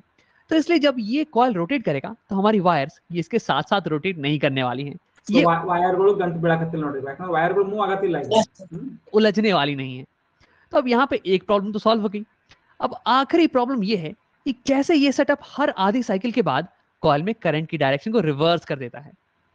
तो देखो अभी ये पिंक वाली स्प्लिट रिंग ये कनेक्टेड है बैटरी के इस टर्मिनल से, पॉजिटिव टर्मिनल से। ಸೊ ಈಗ ಸದ್ಯ ಏನೈತಿ, ಪಿಂಕ್ ಇದ್ದು ಪಾಸಿಟಿವ್ ಕನೆಕ್ಟೆಡ್ ಐತಿ, ನೀಲಿ ಇದ್ದು ನೆಗೆಟಿವ್ ಕನೆಕ್ಟೆಡ್ ಐತಿ.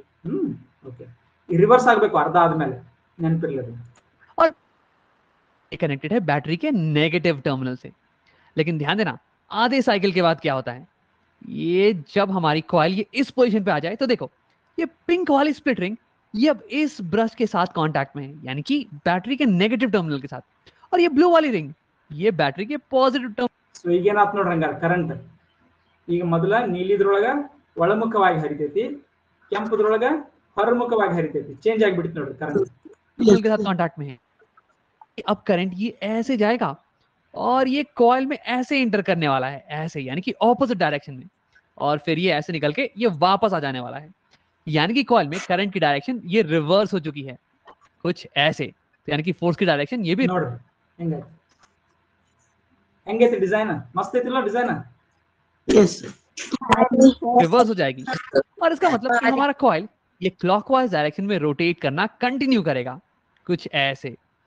लेकिन कब तक, ये देखो ये फिर से कांटेक्ट यहाँ पे चेंज। हाँ देखो ये पिंक वाली रिंग ये अब फिर से वापस से कांटेक्ट में आ गई है पॉजिटिव टर्मिनल के साथ, और ये ब्लू वाली रिंग ये कांटेक्ट में है अब नेगेटिव टर्मिनल के साथ। तो देखो ये करंट ऐसे गया, ये ऐसे एंटर, और ये वापस से ऐसे उल्टे डायरेक्शन में, यानी कि करंट ये फिर से रिवर्स हो गया है और फोर्स भी रिवर्स। और फिर ऐसे ही हमारी कॉइल ये कंटिन्यूअसली ये रोटेट करती रहेगी। और देखो सबसे इंपॉर्टेंट बात ये है कि यहाँ पे कनेक्शन में चेंज ये खुद से हो रहा है, हम बाहर से कुछ भी नहीं कर रहे हैं। तो यानी कि कम्यूटेटर की मदद से तो plus minus continuous change automatically ಆಗತ್ತೆ ನೋಡಿ। ಇದೇನೈತ್ಲ ಈ ಸಿಸ್ಟಮ್ ಐತ್ಲ ಇದಕ್ಕೆ ಕಮ್ಯುಟೇಟರ್ ಅಂತಾರೆ। ಇವೇನು ಎರಡು ರಿಂಗ್ಗಳು ಮತ್ತು ಕಾರ್ಬನ್ ಬ್ರಷ್ಗಳು ಏನದಾವಲ್ಲ ಈ ಸಿಸ್ಟಮ್ಗೆ ಕಮ್ಯುಟೇಟರ್ ಅಂತ ಕರೀತಾರೆ। ಕಮ್ಯೂಟ್ ಮಾಡೋದು ಕಮ್ಯುಟೇಟರ್ ಅಂದ್ರೆ ಏನ್ ಮಾಡೋದು, ಒಮ್ಮೆ ಈ ಕಡೆ ಒಮ್ಮೆ ಆ ಕಡೆ, ಒಮ್ಮೆ ಈ ಕಡೆ ಒಮ್ಮೆ ಆ ಕಡೆ। ಯಾವ ಇದನ್ನ ಮಾಡಿರೋದು, ಈ ಕಮ್ಯುಟೇಟರ್ ಸಿಸ್ಟಮ್ ಅನ್ನು ಮಾಡಿರೋದು ವಿಜ್ಞಾನಿ ಅಲ್ಲ, ಯಾರು ಮಾಡಿರ್ತಾರೆ ಇದನ್ನ? इंजीनियर। तो इस वीडियो में हमने देखा कि एक मोटर में होते हैं कुछ मैग्नेट्स और एक करंट कैरिंग कॉइल, और ये मैग्नेटिक फील्ड इस कॉइल को पुश करने वाली है, इसे रोटेट करवाने वाली है। और इंपॉर्टेंट चीज ये है ना कि जब ये कॉइल इस पोजीशन पे आए तो फिर करंट के डायरेक्शन को हमें रिवर्स करना पड़ेगा, और इसके लिए हम इस्तेमाल करते हैं कम्यूटेटर का, जिसमें कि होते हैं कुछ स्प्लिट रिंग्स और कार्बन ब्रशेस। अब जैसे ही करंट की डायरेक्शन रिवर्स होगी वैसे ही फोर्स की डायरेक्शन भी रिवर्स हो जाएगी, जिसके कारण कि ये कॉइल ये कंटिन्यूअसली एक ही डायरेक्शन में रोटेट करता रहेगा। तो ऐसे हमने इलेक्ट्रिसिटी को कन्वर्ट कर दिया है रोटेशन मोशन में। और अगर इस कॉइल से तुम किसी मशीन को लगाओगे ना तो वो भी रोटेट करने लगेगी, जैसे कि तुम्हारी फैन या फिर ड्रिलिंग मशीन या फिर वॉशिंग मशीन। ಸ್ಪಷ್ಟ ಆಯ್ತು? ಹಾರಿ ಎಷ್ಟು ಚಂದ ಐತದು, ಅದನ್ನ ನೋಡಿದ್ರೆ ಖುಷಿ ಆಕೈತೆ, ಅದನ್ನ ಡಿಸೈನ್ ನೋಡಿದ್ರೆ ಹೌದಿಲ್ಲ? ಆ ಸ್ಪ್ಲಿಟ್ ರಿಂಗ್ಸ್ ಹೆಂಗ್ ಯೂಸ್ ಮಾಡ್ತಾರ, ಕಾರ್ಬನ್ ಬ್ರಷ್ ಗಳನ್ನ ಹೆಂಗ್ ಯೂಸ್ ಮಾಡ್ತಾರ, ಅದ್ರ ಮೇಲೆ ಅವು ಸ್ಲೈಡ್ ಆಗ್ತಾವ, ಭಾರಿ ಯೂಸ್ ಮಾಡ್ಯಾರಲ್ಲ ಅವರು। ಸೊ ಇದು ನಿಮ್ಮ ಪುಸ್ತಕದೊಳಗನು ಓದ್ರಿ, ಅವಾಗ ಗೊತ್ತಾಕೈತಿ ನಿಮಗೆ। ಒಬ್ಬ ಹುಡುಗಿದ್ದ ನಮ್ಮ ಅವೇನ್ ಮಾಡ್ದ, ಹೋಗ ಒಂದ್ ಮೋಟರ್ ತಗೊಂಡ್ಬಂದ ಬಿಚ್ಚಿ ತೋರ್ಸಾದಿದ್ದ, ನೋಡ್ರಿ ಸರ್ ಇಲ್ಲಿ ಒಡಕ್ ಹೋಗ್ರಿ ಹಿಂಗ ಅದಾವ್ರಿ, ಇದು ಹಿಂಗ ಐತ್ರಿ ಅಂತ ಎಲ್ಲ ಒಡದ ಬಿಟ್ಟೆ ಅವ್ ಪೂರ್ತಿ ಒಂದ್ ಸಣ್ಣ ಮೋಟರ್ ಸಿಕ್ಕತ್ತೆ, DC ಮೋಟರ್ ಏನ್ ಬಾಳ ಕಾಸ್ಟ್ಲಿ ಇರೋದಿಲ್ಲ ಅದು, ಅದ್ ತಗೊಂಡ್ ಬಂದು ಹೊಡೆದು ಅದ್ ಓಪನ್ ಮಾಡಿ ತೋರಿಸ್ದ। ಮತ್ತೇನೋ ಒಂದು ಎಕ್ಸ್ಪೆರಿಮೆಂಟ್ ಮಾಡಿದ, ಅವ್ರು ರಿವರ್ಸ್ ಮಾಡಿದ, ಮೋಟರ್ ಒಳಗೆ ಏನ್ ಮಾಡ್ತೇವೆ ನಾವು, ಬ್ಯಾಟ್ರಿ ಹಚ್ತೇವೆ, ಆ ಕಡೆ ತಿರುಗ್ತೈತಿ, ಆಮೇನ್ ಮಾಡಿದ ಬ್ಯಾಟ್ರಿ ಹಚ್ಚೋ ಜಾಗಕ್ಕ ಬಲ್ಬ್ ಹಚ್ಚಿದ, ಒಂದ್ ಸಣ್ಣದ ಬಲ್ಬ್, ಆಮೇಲೆ ಅದ್ ತಿರ್ಗಿಸೋದಿರ್ತೈತಿ ಅದನ್ನ ಕೈಲೇ ತಿರುಗಿಸಿ ಅದನ್ನ ಬಲ್ಬ್ ಹಚ್ಚೋಂಗ್ ಮಾಡಿದ। ನನಗೂ ಅನ್ಸಿರ್ಲಿಲ್ಲ ಅದು ಹತ್ತಕ್ಕಂತೆ, ನೀ ತಿರ್ಗಿಸೋ ಸ್ಪೀಡ್ಗೆ ಅದು ಹತ್ತದಿಲ್ಲೋ ಅಷ್ಟು ಅಂತ ಅಂದಿದ್ನಿ। ಅದನ್ನ ಜೋರಾಗಿ ಕೈಲೇ ತಿರುಗಿಸಿ ಹಿಂಗ್ ಬಿಂಗ್ರಿ ತಿರುಗಿಸ್ತಾರಲ್ಲ ಹಂಗ ಜೋರಾಗಿ ತಿರುಗಿಸಿ ಬಲ್ಬ್ ಹತ್ತೋಂಗ್ ಮಾಡಿದ। ಬ್ಯಾಟ್ರಿ ತೆಗದ, ಆ ಬ್ಯಾಟ್ರಿ ಜಾಗಕ್ಕನ ಏನ್ ಹಚ್ಚಿದ, ಬಲ್ಬ್ ಹಚ್ಚಿ ಅದು ತಿರುಗೋದಿರ್ತೈತಲ್ಲ ಹೊರಗಡೆ, DC ಮೋಟರ್ ನೋಡಿದಾರೆ ಎಲ್ಲರೂ, ಹೋಗಿ ಒಂದು ಬ್ಯಾಟಾಗಿನ್ ತಗೊಂಬರಿ, ಏನ್ ಬಾಳ್ ಬೀಳುದಿಲ್ಲ, ಒಂದು DC ಮೋಟರ್ ಅದ್ರ ಮುಂದೊಂದು ಸಣ್ಣದೊಂದು ಇದಿರ್ತೈತಿ, ಸ್ಟೀಲ್ ಒಂದು ಹೊರಗಡೆ ರಾಡ್ ಇರ್ತೈತಿ, ತಿರುಗ್ತೈತಿ, ಅದನ್ನ ಕೈಲಿ ತಿರುಗಿಸಿ ಏನ್ ಮಾಡಿದ, ಆ ಬಲ್ಬ್ ಉಡಿಯೋಂಗ್ ಮಾಡಿದ। ಅದು ವಿದ್ಯುತ್ ಜನಕದ ಗತೆ ಕೆಲಸ ಮಾಡ್ತೈತಿ ರಿವರ್ಸ್ ಮಾಡ್ರೆ, ಅಂದ್ರೆ ಏನು, ಮ್ಯಾಗ್ನೆಟ್ ಅಂತ ಒಳಗೈತಿ, ಅದ್ರೊಳಗೆ ಚಲನೆ ತಯಾರು ಮಾಡಿದ, ಆ ಚಲನೆ ತಯಾರಾದ ಕೂಡಲೇ ಏನಾಗ್ಬಿಡ್ತು, ವಿದ್ಯುತ್ ಪ್ರವಾಹ ಉಂಟಾಗ್ಬಿಡ್ತು ಅದ್ರೊಳಗೆ, ಅದನ್ನು ತೋರಿಸ್ತಾವ ಹುಡುಗ ಮಾಡಿದ್ದು। ಸೊ ಆತರ ನೀವು ತಿಳ್ಕೊಂಡ್ಬಿಟ್ರೆ ನಿಮ್ ಪುಸ್ತಕದಾಗ ಈಸಿ ಆಗಿಬಿಡ್ತೈತಿ, ನೀವು 10ನೇದಕ್ಕೆ ಏನು ಬಾಯ್ಪಾಠ ಮಾಡೋದು ಅವಶ್ಯಕತೆ ಇಲ್ಲ। ಓಕೆ ಬಾಯ್।